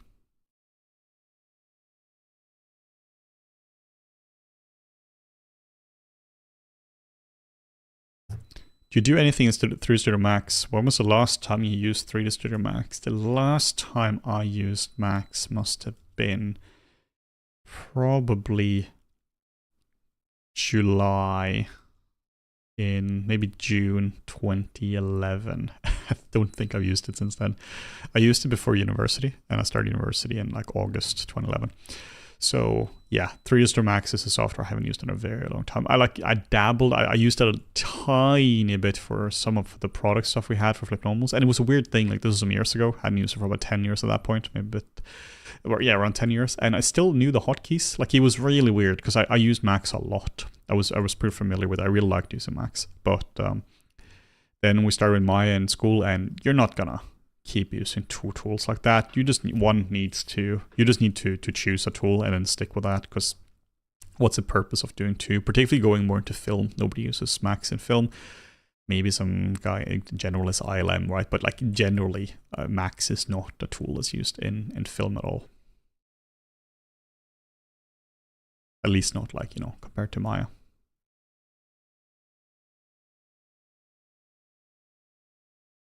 Houdini, on the other hand, is used a lot. So it's a bit interesting one, where the whole like Blender taking over and is Maya losing dominance. And I mean, who knows if Maya is losing dominance? We don't have numbers for that because that stuff isn't public. But in terms of like, people are changing software, but they're going towards Houdini because Houdini is really, really solid today. Like, it's being used a lot in VFX. The last few years, like since I left VFX, it's really starting to be used a lot more.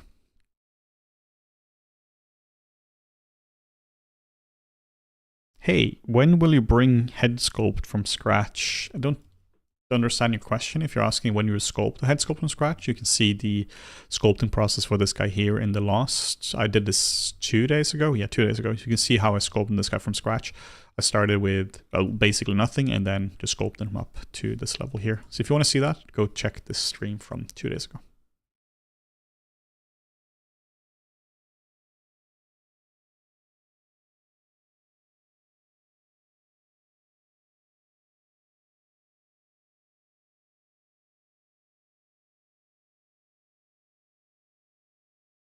Keep doing renders. Otherwise you get blind. Hey, are you rich? I am not rich.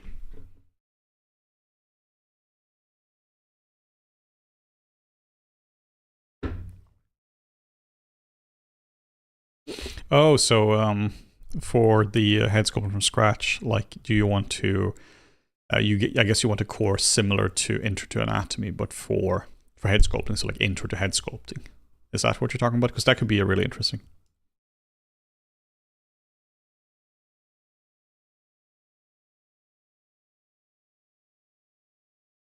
Cool. Yeah, that's an interesting course. It's something I could be interested in doing. Yeah, I really like sculpting heads. It's a really fun one. I think that could be pretty needed because the Intro to Anatomy is also like it's mostly for the body. We do cover a bit of the head there, of course, but I usually split sculpting into two parts, into the portrait and into the for learning purposes, right? Into the portrait and into the body, because they're just so fundamentally different when it comes to how to approach them.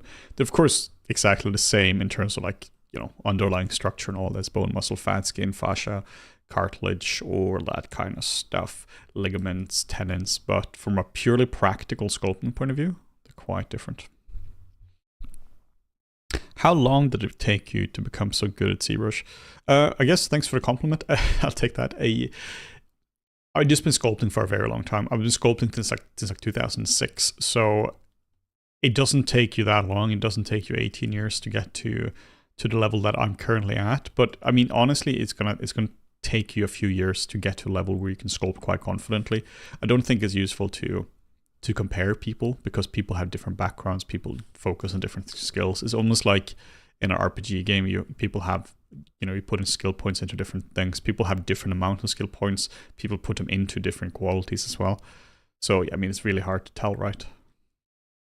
One thing that's helped me a lot with sculpting has actually been recently when I started really taking mentoring seriously, because there I'm just learning a lot from sculpting, like a lot about sculpting. Because when you have to teach stuff, man, you realize what you don't know. When you have to explain something, and something that might be quite explained in a simple way, that means you don't really know the answer to it. So then you have to start to think about the answer a lot. And that stuff is tricky. So I've improved a lot in sculpting over the last just a few years because of that, but also because I made tutorials like Intro to Anatomy. Came out a year ago. Intro to Sculpting came out a few years before that. Still perfectly up to date, where I just had to explain a lot of concepts that I hadn't really explained before. It was stuff that I kind of you've been using day to day, but not really have to explain it. It's a little bit like if you were to go to Spain, and most people in Spain are going to be perfectly native speakers. They're experts at their own language in terms of using them. But very few would be able to teach Spanish to you in an effective way. If they wouldn't be able to, they don't really understand the structure of their own language, right? Because how would you? You have to almost study linguists, like become a linguist to focus on like the grammatical structures and all that kind of stuff. And becoming a teacher of that is a whole different thing as well. So it's a very, very different thing between being able to use something and being able to teach something as well. In the same way, like being a good professional does not mean that you are a good teacher, and being a good teacher doesn't mean that you're a good professional. That's it's really, really difficult to get good at both. Meaning that you can have somebody who's fantastic at teaching like introduction to 3D, and tons of people can just learn so fast from that, but they might not be very good at teaching advanced 3D or taking something to a really high level. So that's something that I've been struggling with a lot. Just getting to a point where as a professional, so I had the skills of a professional there, but learning how to become a teacher, that was a whole new journey, because that is really, really, really challenging.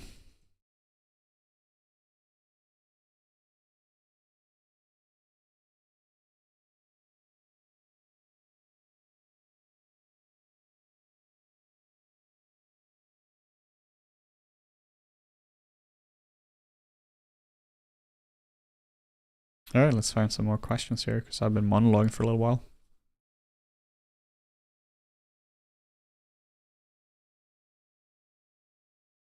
I asked if you are rich because as a 3D artist, I'm not even 1% as successful as you. I wonder, when will I be able to make money? Should I leave 3D? Man, that's a difficult one. If you're looking at salaries for game artists and VFX artists and such, they can be quite decent salaries for that, to be honest. But the reality is that, like, if you're looking at being rich, you're not going to get rich working for somebody else. Like, even if you're a lawyer, right? Like, and you have a decent hourly wage, you won't get rich from that. You need to basically start your own venture. Like, you start your own company, right, to achieve wealth and to become rich. That's just a very, very different thing. But to put it like this, if you're, depending on where you're living, right, and your skill set and all that, you can make a quite comfortable living during 3D. Now is a bit of a weird time for it because there have been so many layoffs, but you can make quite a decent living off it, particularly if you're living in a more low-cost country, but you're working, you develop your skills enough to work in to freelance for a high-cost country. Then you can essentially have like an American salary, and you can live in a place that does not have an American like price point, right? So examples of this would be in Europe, where the salaries are generally quite decent. But then if you were to be living in similar time zones, just like, for instance, if you're living in like North Africa, or like in Africa, like, sub-Saharan Africa or something like that, then you can, or Eastern Europe, right, you can have a much cheaper housing situation, but you can still make a European salary. Or in America, if you're living in like South America, Middle America, meaning if you work in like Brazil or Mexico, any one of these countries, and you're working for the US with a freelance, right? And you're working for the US with the skills they require, but you live in those countries, you can have a very good standard of living, because it's an international field. But if you're an entry-level worker in New York, Los Angeles, or you start in 3D working in Los Angeles, New York, Toronto, London, Berlin, like that can be quite rough as well. So it really, really, really depends on so many things. But there are very few professionals, no matter what profession there is, that are like rich, if that's what you're asking, just because, the people who are getting that money would be executives at a company, or the founders, owners of the company, who own the stock of that company.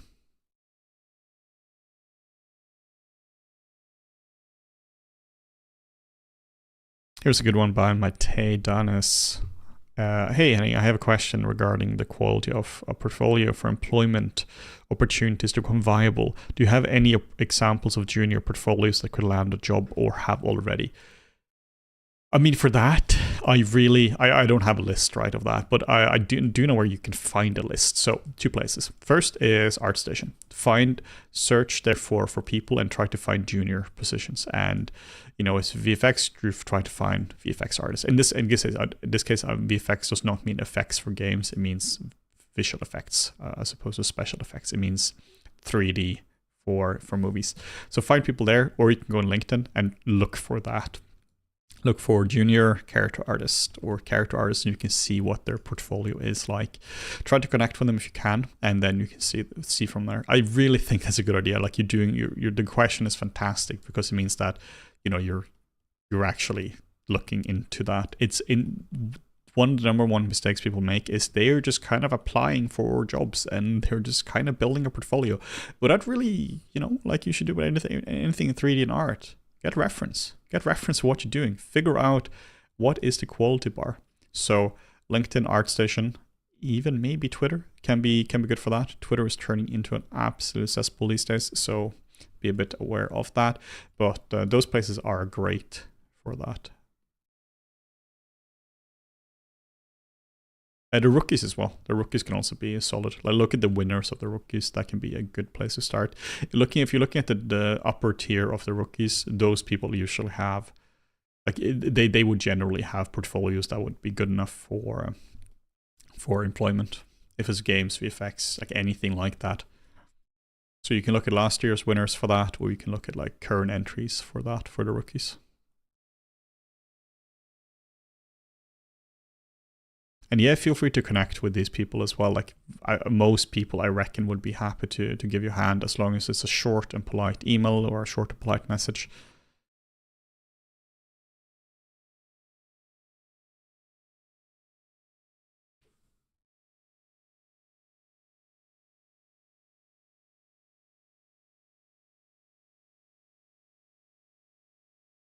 Here's a good one by I. Garetti, I think it is. It's hard to see if it's an L or an I at the end. Anyway, don't think about it in terms of how can I get good at ZBrush. Think about how can you get good artistic skills and learn what you need from ZBrush to get there. This is 100% on point. Essentially, if you're trying to just be like if you see ZBrush as a skill in itself instead of seeing it as an artistic skill, then it's going to be a lot harder. The reality is that ZBrush, from a technical point of view, really isn't that difficult in terms of like operating ZBrush as a software. Should save as well. I haven't saved today. Isn't that tricky mechanically, right? How do you save stuff? How do you load stuff? How do you do all these things? Not that tricky. And if you don't know all of it, that's fine, because you get stuck, right? Let's say, how do I project an object from one object? How do I project details from one object to another? How do you do that? Well, if you don't know, you just Google it. You don't need to know everything there. But what the comment here is making a point of is that what's hard about sculpting is not the interface.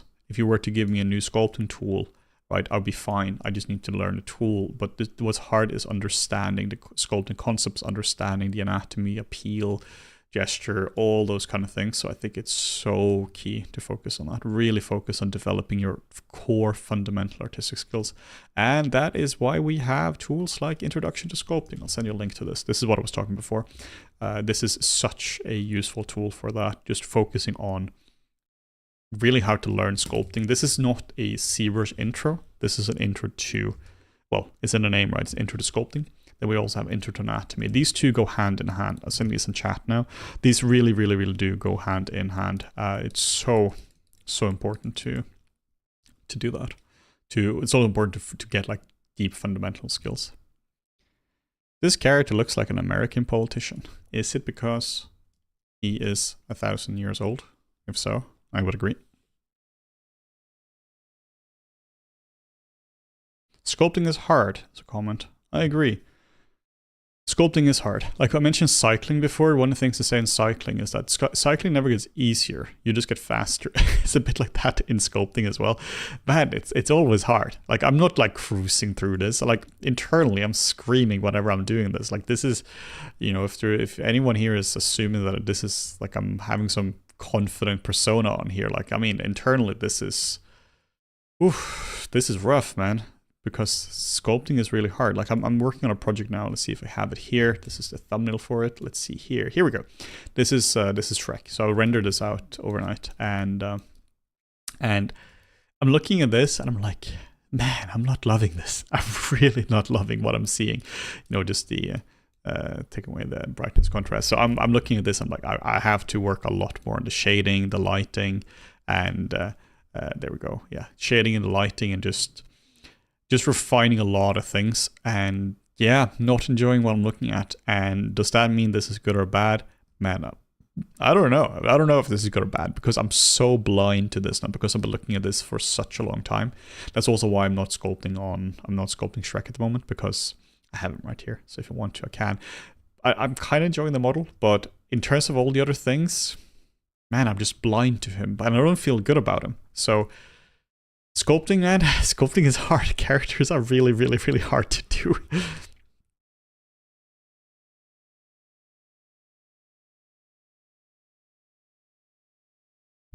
Yeah, here's a good one by Lemur Crazy. I taught an artist the basics of ZBrush in 15 minutes, and he was pumping out high-level sculpts straight away.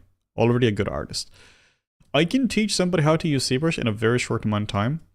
Like, if you were to take like somebody, if I took somebody just randomly from the streets, I could teach them how to use ZBrush, like with no 3D experience, right?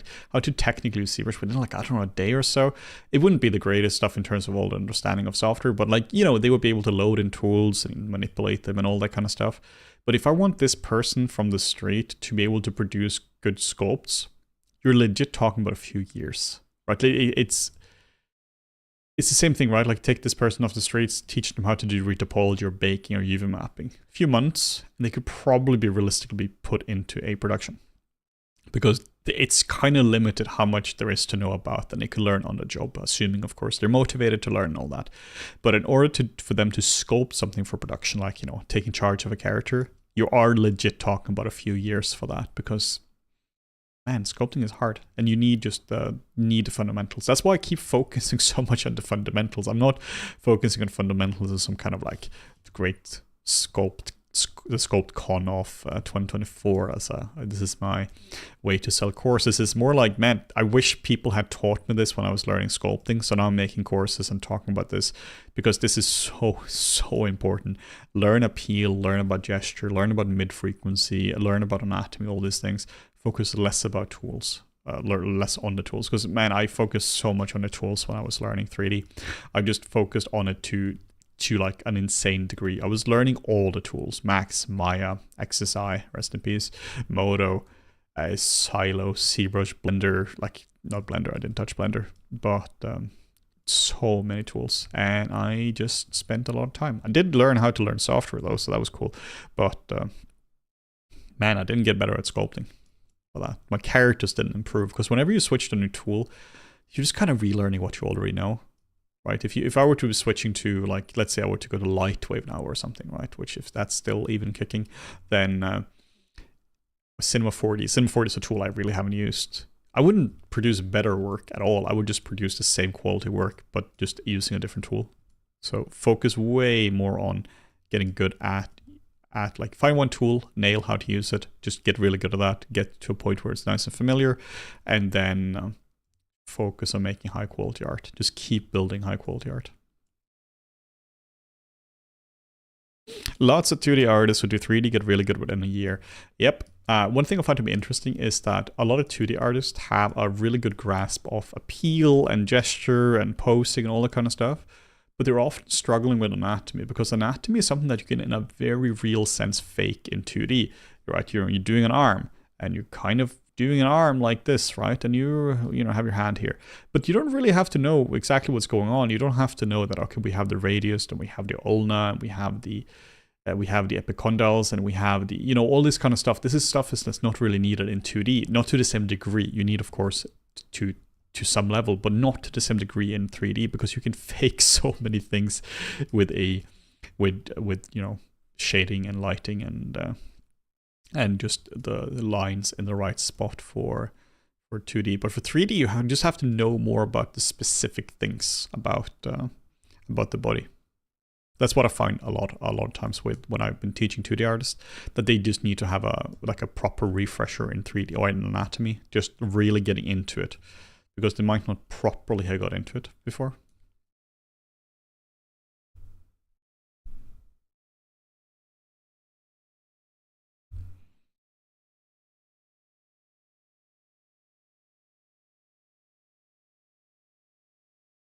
If you were to, how would you go about sculpting a nictitating membrane for a reptile eye for animation?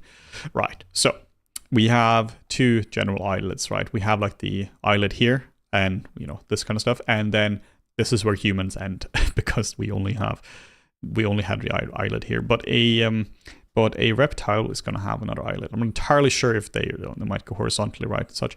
But you need to just look at a reference for what it looks like, find a specific thing for your reptile. Assuming you have this eyelid here and then you have another one, you might want to build something that kind of goes like this, and then something that kind of goes like this. It's almost as a symmetrical thing. And what you can do, you can have it as a whole separate piece of geo. You can kind of have it like this and just kind of rotating it from over here. So it just kind of rotates inwards. So there's almost like a shape that just kind of like slides in from here and just slides over. Or it can be something that deforms as well. This also depends a lot from the animal, right? Because if it's like one of the things I made a nictitating membrane for. The reason I know about the term nictitating membrane is because I made sharks for Pirates of the Caribbean and they had that. So I had to look into that. But look at the specifics of the animal you want to do. This is not standardized between animals, right? Like in the same way that how do you do eyelashes, or how do you do eyelids for a person, or how do you do eyelids? Well, it depends. Are you doing it for a cat, or are you doing it for a chimp or a human, or, you know, it depends so much on what you're doing. This stuff is not just standardized across the animal kingdom.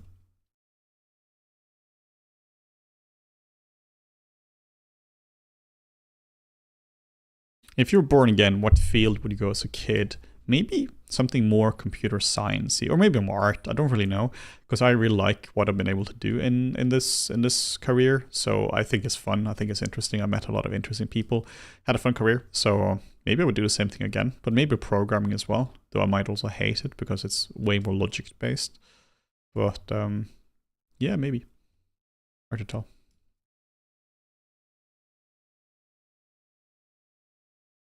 Basically, I don't regret anything I've done. I think it's been a really fun journey, and it is a fun journey. So yeah, having tons of fun with this.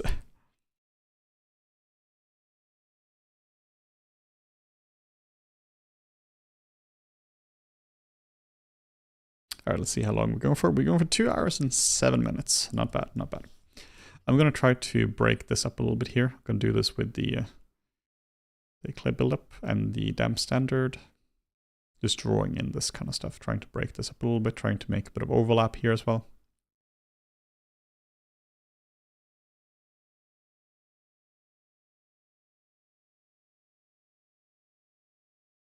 And then once you've drawn it in, then I'm going to just sculpt it up, add volume to it. This is a really useful technique when it comes to sculpting, is draw in what you want and then add volume to it. Essentially, draw in the shapes you want and then integrate the shapes.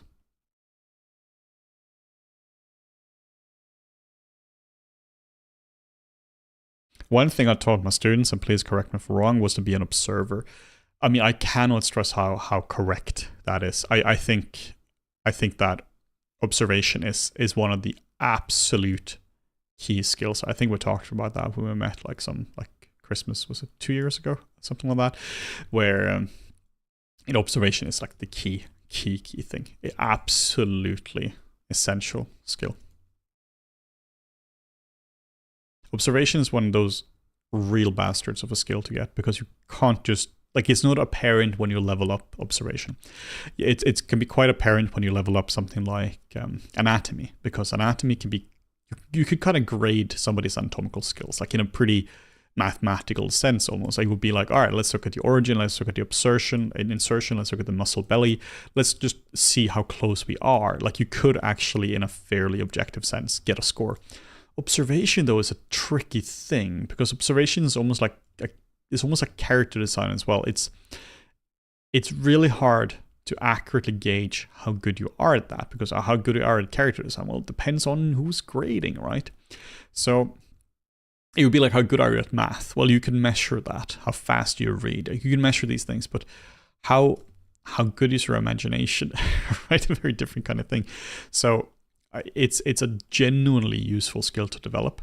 And somebody who's better at somebody else at observation can often tell that the person who's worse at observation is, well, worse at observation, because the person who's more developed can see more things. This is what I'm dealing with my mentees all the time.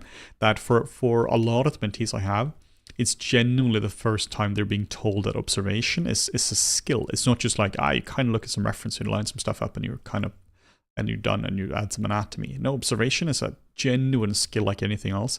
So often I can tell that they're not really seeing, like every single person who's done a mentorship has been struggling with observation. Very few have absolutely nailed that, because it's a whole separate skill. I had somebody the other day who said that when they were now at parties with friends, they kept looking at their nasolabial folds and all the skin folds and such, because they're really just observing things now, which is awesome, right? Because that means that it means that you're improving your sculpting and your art skills just by kind of partying, which is great. You can watch TV and you can look at a fun looking character, fun looking guy, and you can just see how they look. You could just look at the anatomy of the person, or look at the structure of something, and you can just observe things, and you'll genuinely get better at characters by doing this. You also need to sculpt, of course. You need to sculpt a lot, because just observing isn't enough. You need to put this into your characters, and you need to put it to test. Otherwise, you're just going to end up with a crazy amount of theoretical knowledge. That's the thing with sculpting, which is a bit tricky, is that it's not just intellectual, right? Intellectual means essentially that you know the anatomy and all that, or it can be more intuitive, which is, you have a series of anatomy or a series of observational skills that you've kind of automated in your brain, so you kind of know where they are. But then you also have the whole thing that you need eye-hand coordination.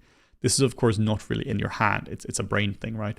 But this is really tricky to develop. The way you develop like nice eye-hand coordination, basically controlling your strokes, is just by doing it a lot. Let me actually show you an exercise for this, which is really handy. I'll just save this out. Here you can see all my little sculpts. I have like Mitch McConnell. I did a sculpt of this one. This is a fun one. Let's actually see what Mitch McConnell is. I'll load this in. Oh, this is one I got. This is a guy I sculpted like last year in a stream. I just thought he looked like Mitch because he has an incredible face. So here he is. It doesn't look like him at all now. But yeah, this is a guy I sculpted like last year on the stream. There's actually a full few full streams, that's what I'm talking about. A few full streams about me sculpting this guy as well. Yeah, this is sort of fun one. Really enjoyed this guy here.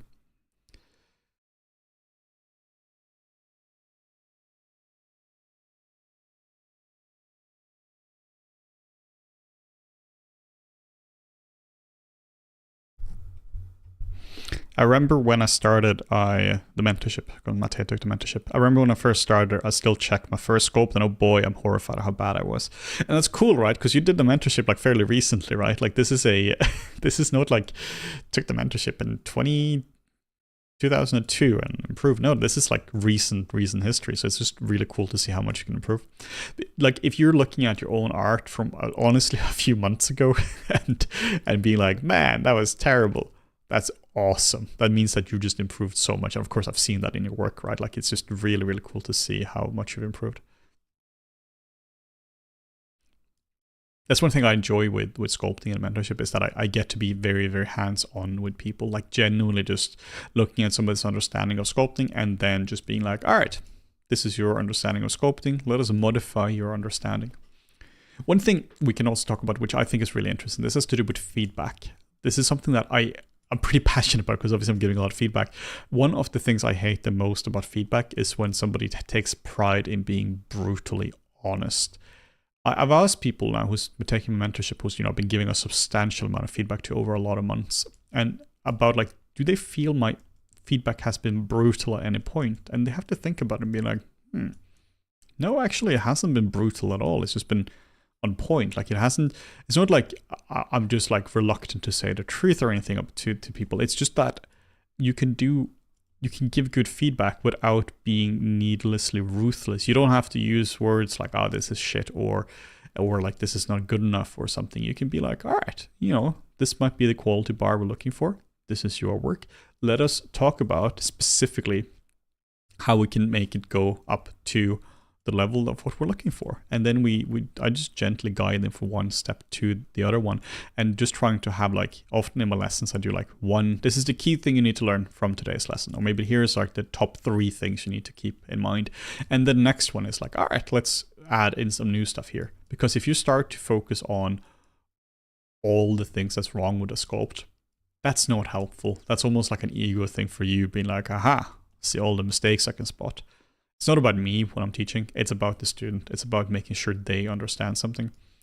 It's really, really tricky, right? It would be like if you were to try to, again, I keep using language, right? Language metaphors. But if you're trying to learn Norwegian and you're trying to understand the basic grammar structure, and I just start speaking to you in Norwegian, you're like, yeah, cool, Henning, I know you understand the language. I know you're native in language.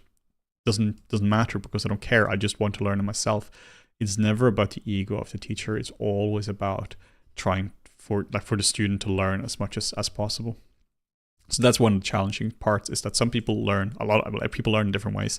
So you have to find something that works based on that person, based on their skill level.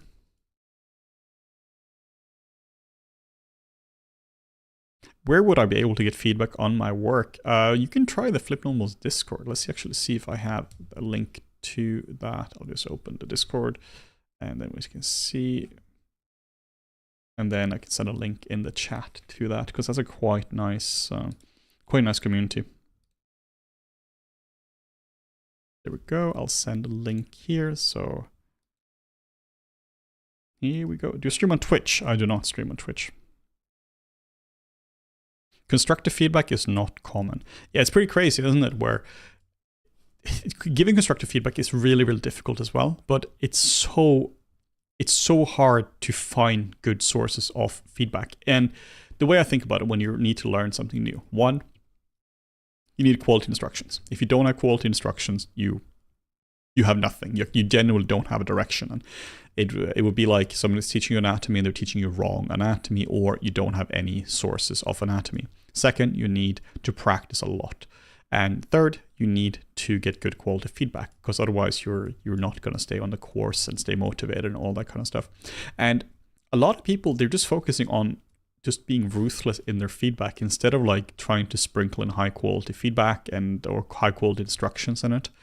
One thing I was talking to a mentee about, he was saying that my feedback didn't really feel like feedback. And I was like, what do you mean? Well, he was saying a lot of feedback has been in uni, right, has been very much, the eye is too small, make the eye bigger, or change the shape of the ear, or the hair isn't good enough. All right, cool. That's not really feedback. Those are notes.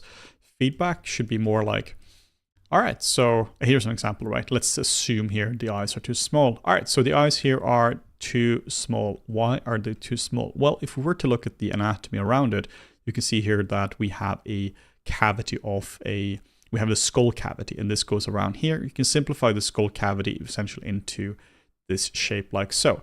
Inside this square, we basically have a ball. This is the eyeball.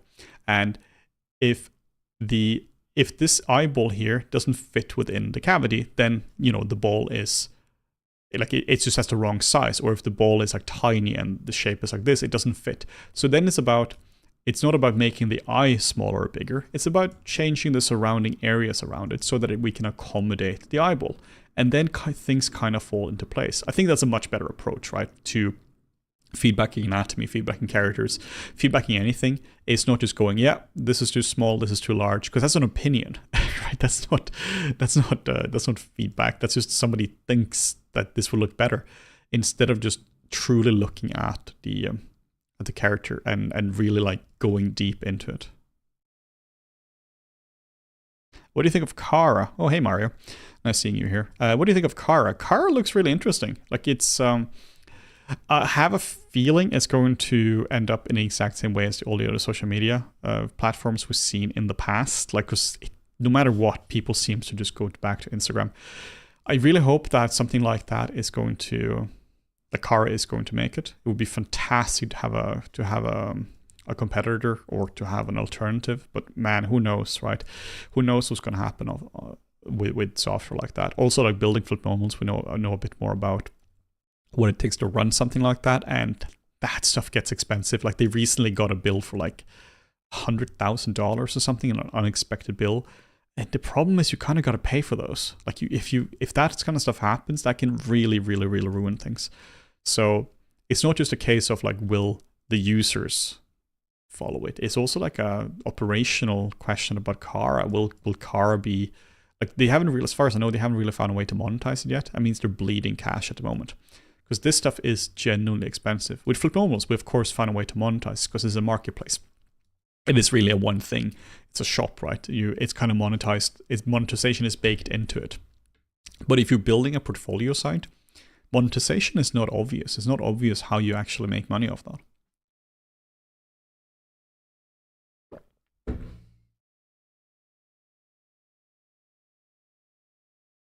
It's generally a tricky thing, because if Kara remains free to use, I mean, they still need to make money, right? That means that they are going to have to sell ads on it, or they're going to have to sell your user information. Not anyway saying they're going to do that. I don't really know the team behind or anything, just a purely in the generics, right? So it's why Instagram is free. It's why LinkedIn is free, because they're just selling user data. So you want to avoid that. Then how do you do that? Well, then users will have to pay for it. Now it becomes a paid service. And some people might be willing to do that, like at least initially, right? They might be willing to pay just to support it. But that support needs to be sustained somehow. It can't just be a case that you rely on goodwill like a Patreon to support it. You generally need a sustainable business plan. And in order to make money as a platform like that, you need to provide value. And then people need to first find value in Kara as like a free version, and then second, people need to find value in it with the premium features like ArtStation is doing, right? So that's tricky, and that's expensive as well, because you need a full dev team to do that as well. It's genuinely a hard thing to develop. And then you could maybe do a job board, right? Maybe Kara is going to have a job board, but then there aren't a lot of jobs at the moment, so who's paying for the ads, right? It's a really hard one. It's really, really tricky to figure out how to build something like that in an ethical and sustainable manner.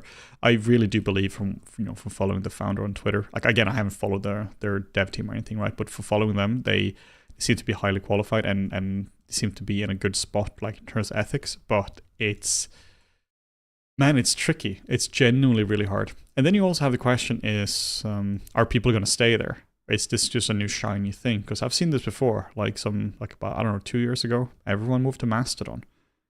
I haven't been on Mastodon in a while. It was just too hard. It was just too annoying to use. Then people are jumping to Threads, and I don't really see a lot of activity on Threads anymore. At least not like, I see a lot of viral posts on Threads, but I don't really see anyone actually using Threads, like of actual users who aren't just like content farming.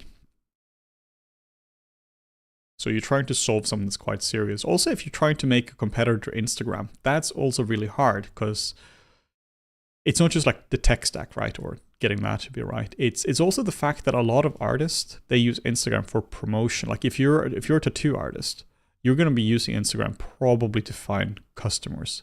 But because everyone is using Instagram, you have the mainstream of people there. So if you're a tattoo artist, you might have just people who are not interested in the tattoo industry. They're not tattoo artists themselves. They just want to get a tattoo. They might just be on it. But if you're suddenly moving on to a new platform where the mainstream isn't represented, then the mainstream is not gonna join. Like my mom is not gonna join Kara. You're just not gonna do that, because people don't really use Instagram for, like, most casual people who aren't in art. They don't use Instagram for following up on their favorite artists. They use it to connect with friends and posting stories when they go on vacation, right, and all that kind of stuff. So essentially, if you are a illustrator, or you rely on freelance, or you're a tattoo artist or anything like that, man, it's difficult to do that if all your followers are just other professionals instead of potentially paying clients. So then you might just have to be on on Instagram. Like I found my tattoo artist. I got a tattoo here like last November. So I found him on Instagram, and I really, when I was looking for artists, I was only looking on Instagram basically because that's where they all are. I'm not gonna join. If there was a Cara for tattoo artists, I wouldn't be joining that. Like I have no interest in that. Like it's just a lot of work finding platforms, signing up. Maybe it's because I wouldn't have any followers there. Maybe my DMs wouldn't go through, like tricky stuff. It's tricky to build a new platform for anything.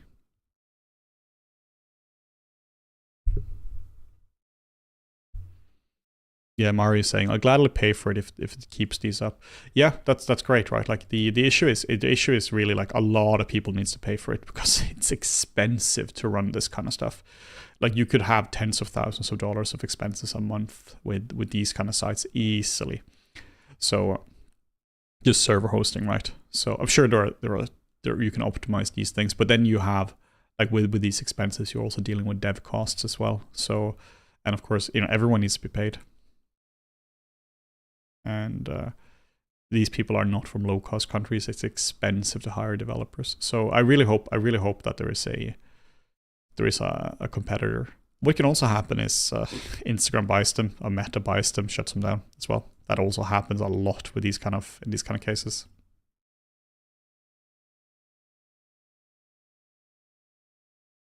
Really insightful, thank you. Yeah, I appreciate that. I've been giving this a lot of thoughts because also like we've also been talking about like what about making a Flicknormal's competitor to like as a portfolio site, but also like man, that's expensive. Like it's legitimately really expensive to build these kind of things. And then, like as I mentioned, right, you need a monetization. You need to figure out how to actually, not even like how do you get rich from the user data or anything, right? Just genuinely, how do you make money off a portfolio site? You need, as a company, you're fundamentally trying to find ways for people to give you money. If you don't have that, then you won't have a company for very long. With Flicknormals, we make high quality products and we have high quality creators who produce value, and we try to really like connect people who produce high quality stuff with people who need high quality stuff. But for a portfolio site, again, it's not obvious how you monetize this in an ethical and sustainable manner. One way our ArtStation is doing it is, of course, by doing the ArtStation Pro, which is clever, and it's also the obvious way. You provide features that are really valuable and people are willing to pay for. It's a tricky thing, right, when you're building a pro plan like that, because then you need to, the free version needs to be good enough to attract people, but if it's too good, they're not going to pay for it. This is something I have with Notion. I've been using Notion for like 4 years now, and Notion is fantastic, but I haven't seen any money from me. I haven't paid for Notion at all because the free version is legitimately good enough. But if they made it worse, maybe I would have still used Notion, but I would have paid for it. One example here is like Google Drive. I'm using Google Drive for the mentorship, and I'm paying for that, of course, because I have to, because it's too much data. But the free version was still good enough for a long time. It's a really hard thing when you're dealing with business. Which brush are you using? I am using the clay buildup _HS. Well, the HS, you say, where's that? Well, that is short for heading sun because I made this brush. So this is a custom brush I made, and hopefully this will see the light of day. I really want to share this with some people. I shared it with some of my mentees, and they seem to really enjoy it. I've currently replaced the default clay buildup with this one. I have this hotkey, so my custom hotkey setup is like standard. My custom clay buildup, move, damp standard, trim dynamic. So yeah, I fully replaced the clay buildup with this one because it's I just find it to be generally useful.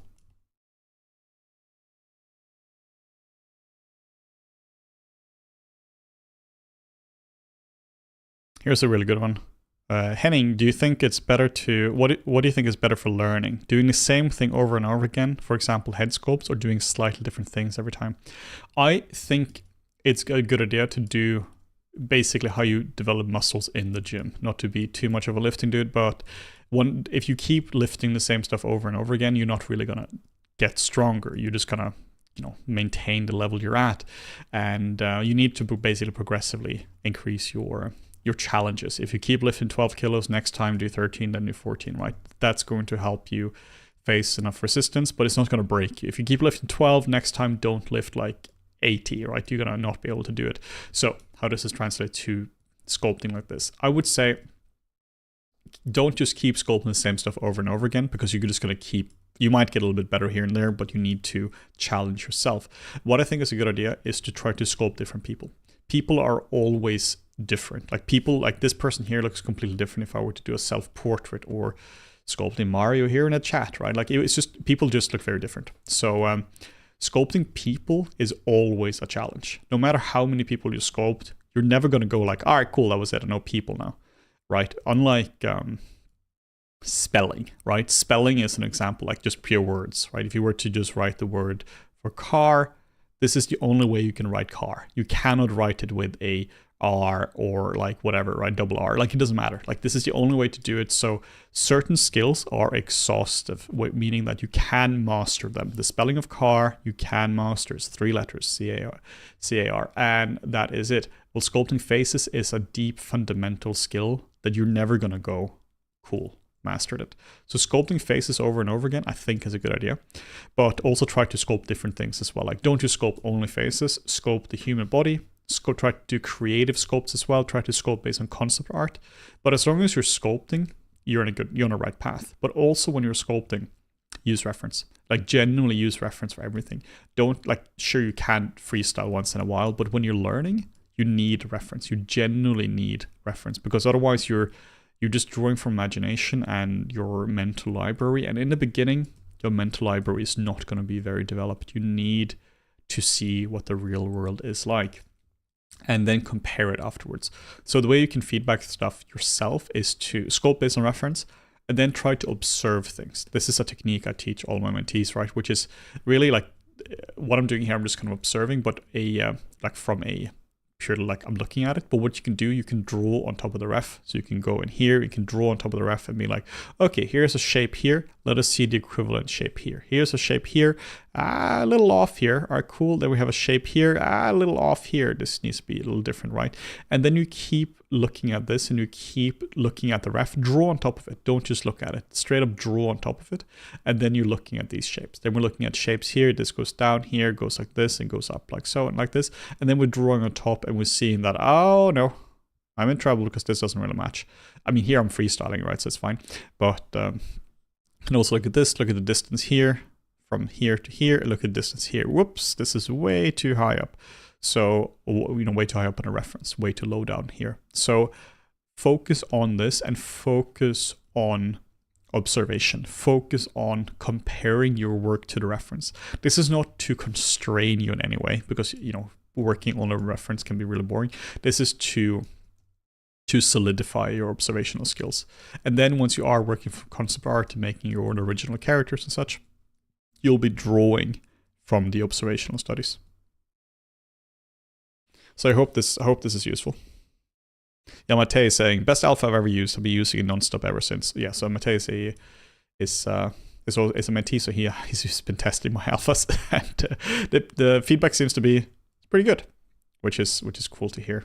I mean, that's why I'm using it, right? It leaves this really lovely texture, which is great. But honestly, there's no secret magic here. It just looks like this. It's just a very simple alpha. You can just take a screenshot of this right away. You can pause the stream, right? Take a screenshot, throw it into Photoshop, process it a little bit, and then just take it into ZBrush. Play around with it. Under stroke, you can see here, go to modifiers. Roll distance is about 4.5, and it's just the clay buildup just with my custom alpha. But yeah, we'll see what we do with it.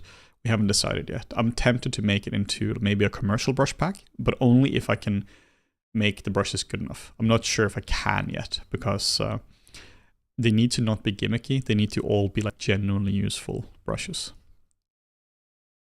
And that's just really hard. It's really hard to make something that is better than default ZBrush ones, because honestly, the ZBrush ones are good. That's one of the benefit of ZBrush, that the brushes are legit really good.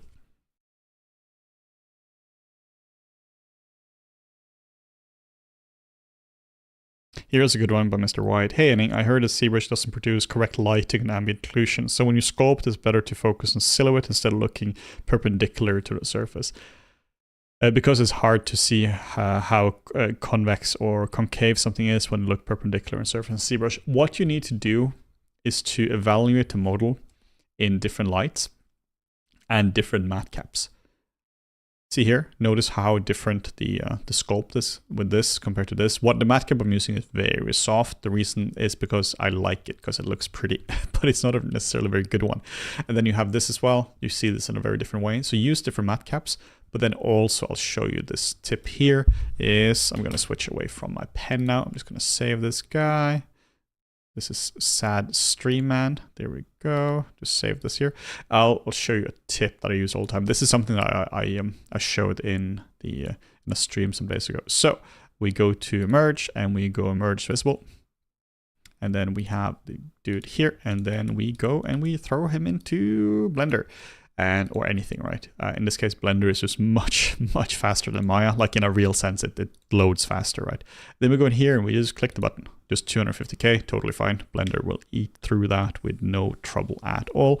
It might take a bit of time because I have like almost 10 million polys here. Then we throw it into Blender and we just build a very simple lighting scene there. The reason you want to do this is because ZBrush is just not very good at cameras, or like in terms of like it being a good representation of a real world camera, or in terms of the lighting being realistic. This is a matte cap. This is not PBR at all. It's not even close to PBR. It might look good, and I think it looks good. I think it's a good material, but it's one of those, it looks visually pretty, but one of the things I keep talking about is you don't want something to look pretty. You want it to look correct, and then once it's correct, we can make it look attractive, right? By making something look good, like let's say you're trying to texture a rock face, and like, yeah, it looks great, but you made it look like wood instead of rock, right? It's not about making it look good, it's about making it look correct. It's about you controlling it.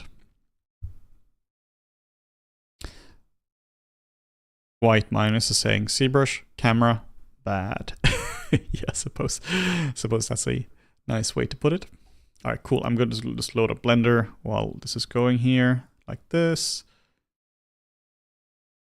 I'm just going to throw the ref to the other side. This is going to be a very, very simple setup as well. Let's just go in here. This should be done any moment now. Decimation Master is brilliant. Just throw that stuff in there. Depending what GPU do you have? I'm sitting with my GTX 1700 Ti. It's getting pretty slow now these days. Well, I got a new one 2 weeks ago. This is the 4080 Super. So this is a pretty beefy one. This is with 16 gigs of RAM, so VRAM. So very, very, very solid stuff. It yeah, just phenomenal. So like the what I was showing before with this one here, this was rendered in. This is like a massive render as well. This is like, what is this, like 2000 by 3000? Yeah, 2.5 by 3001, and this rendered with depth of field in. Oh, Photoshop is spazzing out here. This rendered in like an hour and a half, so it's a very powerful one. This is with like vector displacement, groom, all that kind of stuff. I have no idea why Photoshop is acting up. I'll probably just have to restart it. Yeah, this is a nice GPU. So then let's export this out. I'm just gonna go over here and export, and this is 100% going to be on my desktop. Do what I say, don't do what I do. So we go in here, and then we go into the Blender, and here we just go into the little tip is to use the hotkey Windows key and E just to throw it in, just to open up the Explorer. Then we just drag it from the Explorer, and then we go in here. Hey, there we go. So first you can see that the model might look different here because this is in 3D, like, you know, in a more conventional 3D space. So you might already see issues.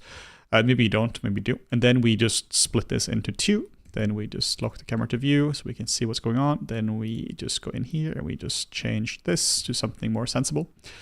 So we can do this, and then we disable this stuff up here. And then I'm gonna set this to a like 100 mil, like so. And then I'm going to a camera to view and just zoom in on this, and just so we have something like this. You can see how fast it is to start once you start to just play around with this. I think it's so important to review it like this. And then we just leave it like this. And then we are going to be setting this to cycles. And then we're going to send this to GPU. And then I'm going to be setting the noise threshold to 0.01. Just so we have less noise. And then we are going to make this light be bigger. And then we're going to, I think it's going to be pink as well, because I don't think the HDRI is set up correctly. I'm just going to double check that. So shader editor, world. Don't think this is, yeah, this is not correct. So I'm just going to be using abandoned workshop. That's fine. Here we go. And now this should be up and running. If you click this button here, let's see what happens. Oh, I need a material for this as well. So, oh, and I need to set up the AGX as well, because this is currently using just regular sRGB. So here we go. Nice. Then we have something that works. Let's add a material to this guy, because currently this is just, it's really bright. And we can add a little bit of color to it, just to make it a bit more interesting. So something like that can be quite nice. That's cool. And then I'm just gonna build a little plane for him, like so. Throw him in here, scale this guy up. And then I'm just gonna build a tiny little thing here. And then we're just gonna bevel this. So, and scale the whole thing up a little bit. Cool, now we have a bit of a background. We can just smooth angle like this, or hit Control-1, Control-2. And there we go, hey! Now we have something that works here. This is still very basic, right? But then we can go in here and we can just change this, make this darker, just so we can see what's going on. And then we can start to rotate around. Oops. You can also just take the model here and you can just like rotate this around so you can see what's going on. So I think this is a very good idea. Just going through here and just lock camera to view, and we can just see the model. You just get a lot of feedback from this approach. And yeah, you just genuinely will see what's going on. So in this case, we have the light here. Doesn't really seem to be doing a whole lot. I believe most of this comes from the HDRI. So what we do, we go in here and we just do rotation. Z. Here we go. I'm going to be leaving it a little bit like so, a bit frontal. And then I'm going to be setting the intensity way, way down, because I want to control this with lights. So 0.01. Oh, we need to just disable the light. 0.1. So we have something, because it can be really handy to have the reflections in because the reflections are very affected by the lighting. So there we go. And then we put in this, and then we have our light. And then we can just multiply this by like 4. So now we should have a nice bright light, and then we can just play around with this. Shift D, go over here, Shift T to make a little bit of a rim light here, just so we can see what's going on. This is just a great way to evaluate the model. And then if we want the fill to be a bit stronger, we can do like 0.7 maybe. Cool. This is how I evaluate my models all the time. I really just try to figure this kind of stuff out, really try to look into this. This is not particularly hard to do. You can see within like a few minutes, I can actually have something that looks like quite all right. Morten has also been working on a lighting scene for Blender. So he had actually a whole stream about this the other day, where he talks to someone about lighting, talks about the scene. And that's something that we are going to be presenting not too long. Morten is just finishing it up now. So that's going to be cool. Can't wait to get that stuff out. Because lighting is one of those things that is a whole separate skill. If you haven't been practicing lighting, and how would you get good at lighting? Lighting is a really, really, really difficult thing to learn. So yeah, here I'm just seeing more things, right? I'm just learning more about the model.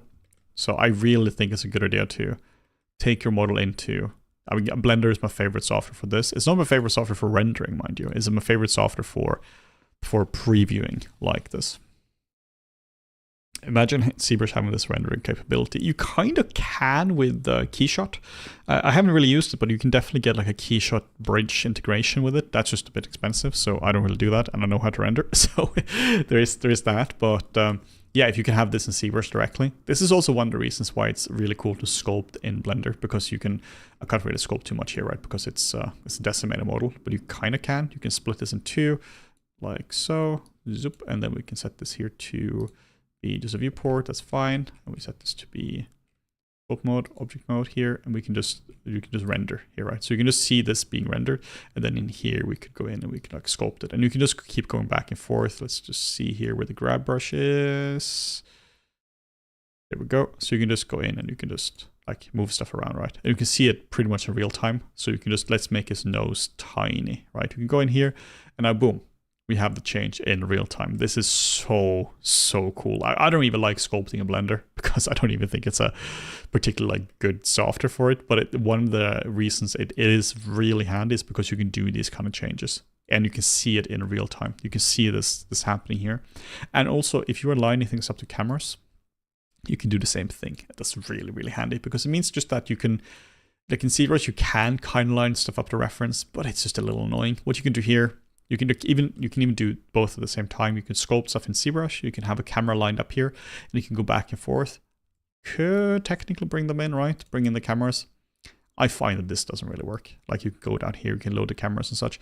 I find this to be really wonky, so I don't really like to do that. But that's just my preference. I just really haven't found a way to properly line it up. But that's just me. But yeah, I have been going for quite some time now, and oh wow, almost 3 hours. Wow, that's much longer than I was intending. So yeah, this is almost the longest stream I've done. Actually, at this point, I think this might be the longest stream I've done these few weeks. So I'll take like one more question, and then I'll be going for a walk, going outside, getting some fresh air.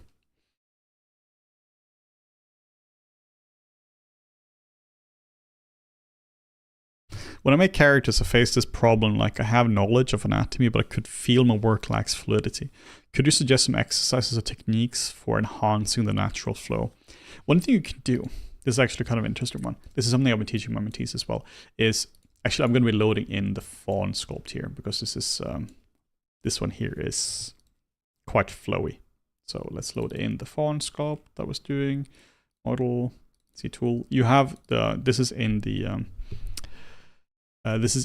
the earlier streams as well. So I was showing a lot about this in the earlier streams from last week. So flow is really important. So what I recommend doing is instead of just doing like, oh, you're just doing an eye and then you're cool, an eye, and then we have the mouth, right? And then we have a nose. Think about how this connects. So this is obviously a design character. I'm basing this off the fawn from Pan's Labyrinth. But what you can do is look at how everything here connects. Look at the flow here. This connects here. This stuff here connects here. This connects up here. Everything connects. This is not just like, I call this like art school bullshit lines because a lot of people in art school draw this kind of stuff on top, right? And what they're doing is they're kind of like shooting an arrow and then they're drawing a target around it to look smarter. What I'm doing here is like legitimate lines. What I mean by this is that this is stuff that I've put down. I put effort into making sure that this flows. I have a target and I'm shooting afterwards, right? Because these lines are real. These lines are actually here. So look at the flow of a face. You even have flows in all sorts of faces. Even this guy here, who's not like a conventionally attractive person, right? Like there's a flow here. This flows down here. There's a flow here. This goes in here. So there's a lot of flows in the face. Like this kind of stuff kind of flows down here.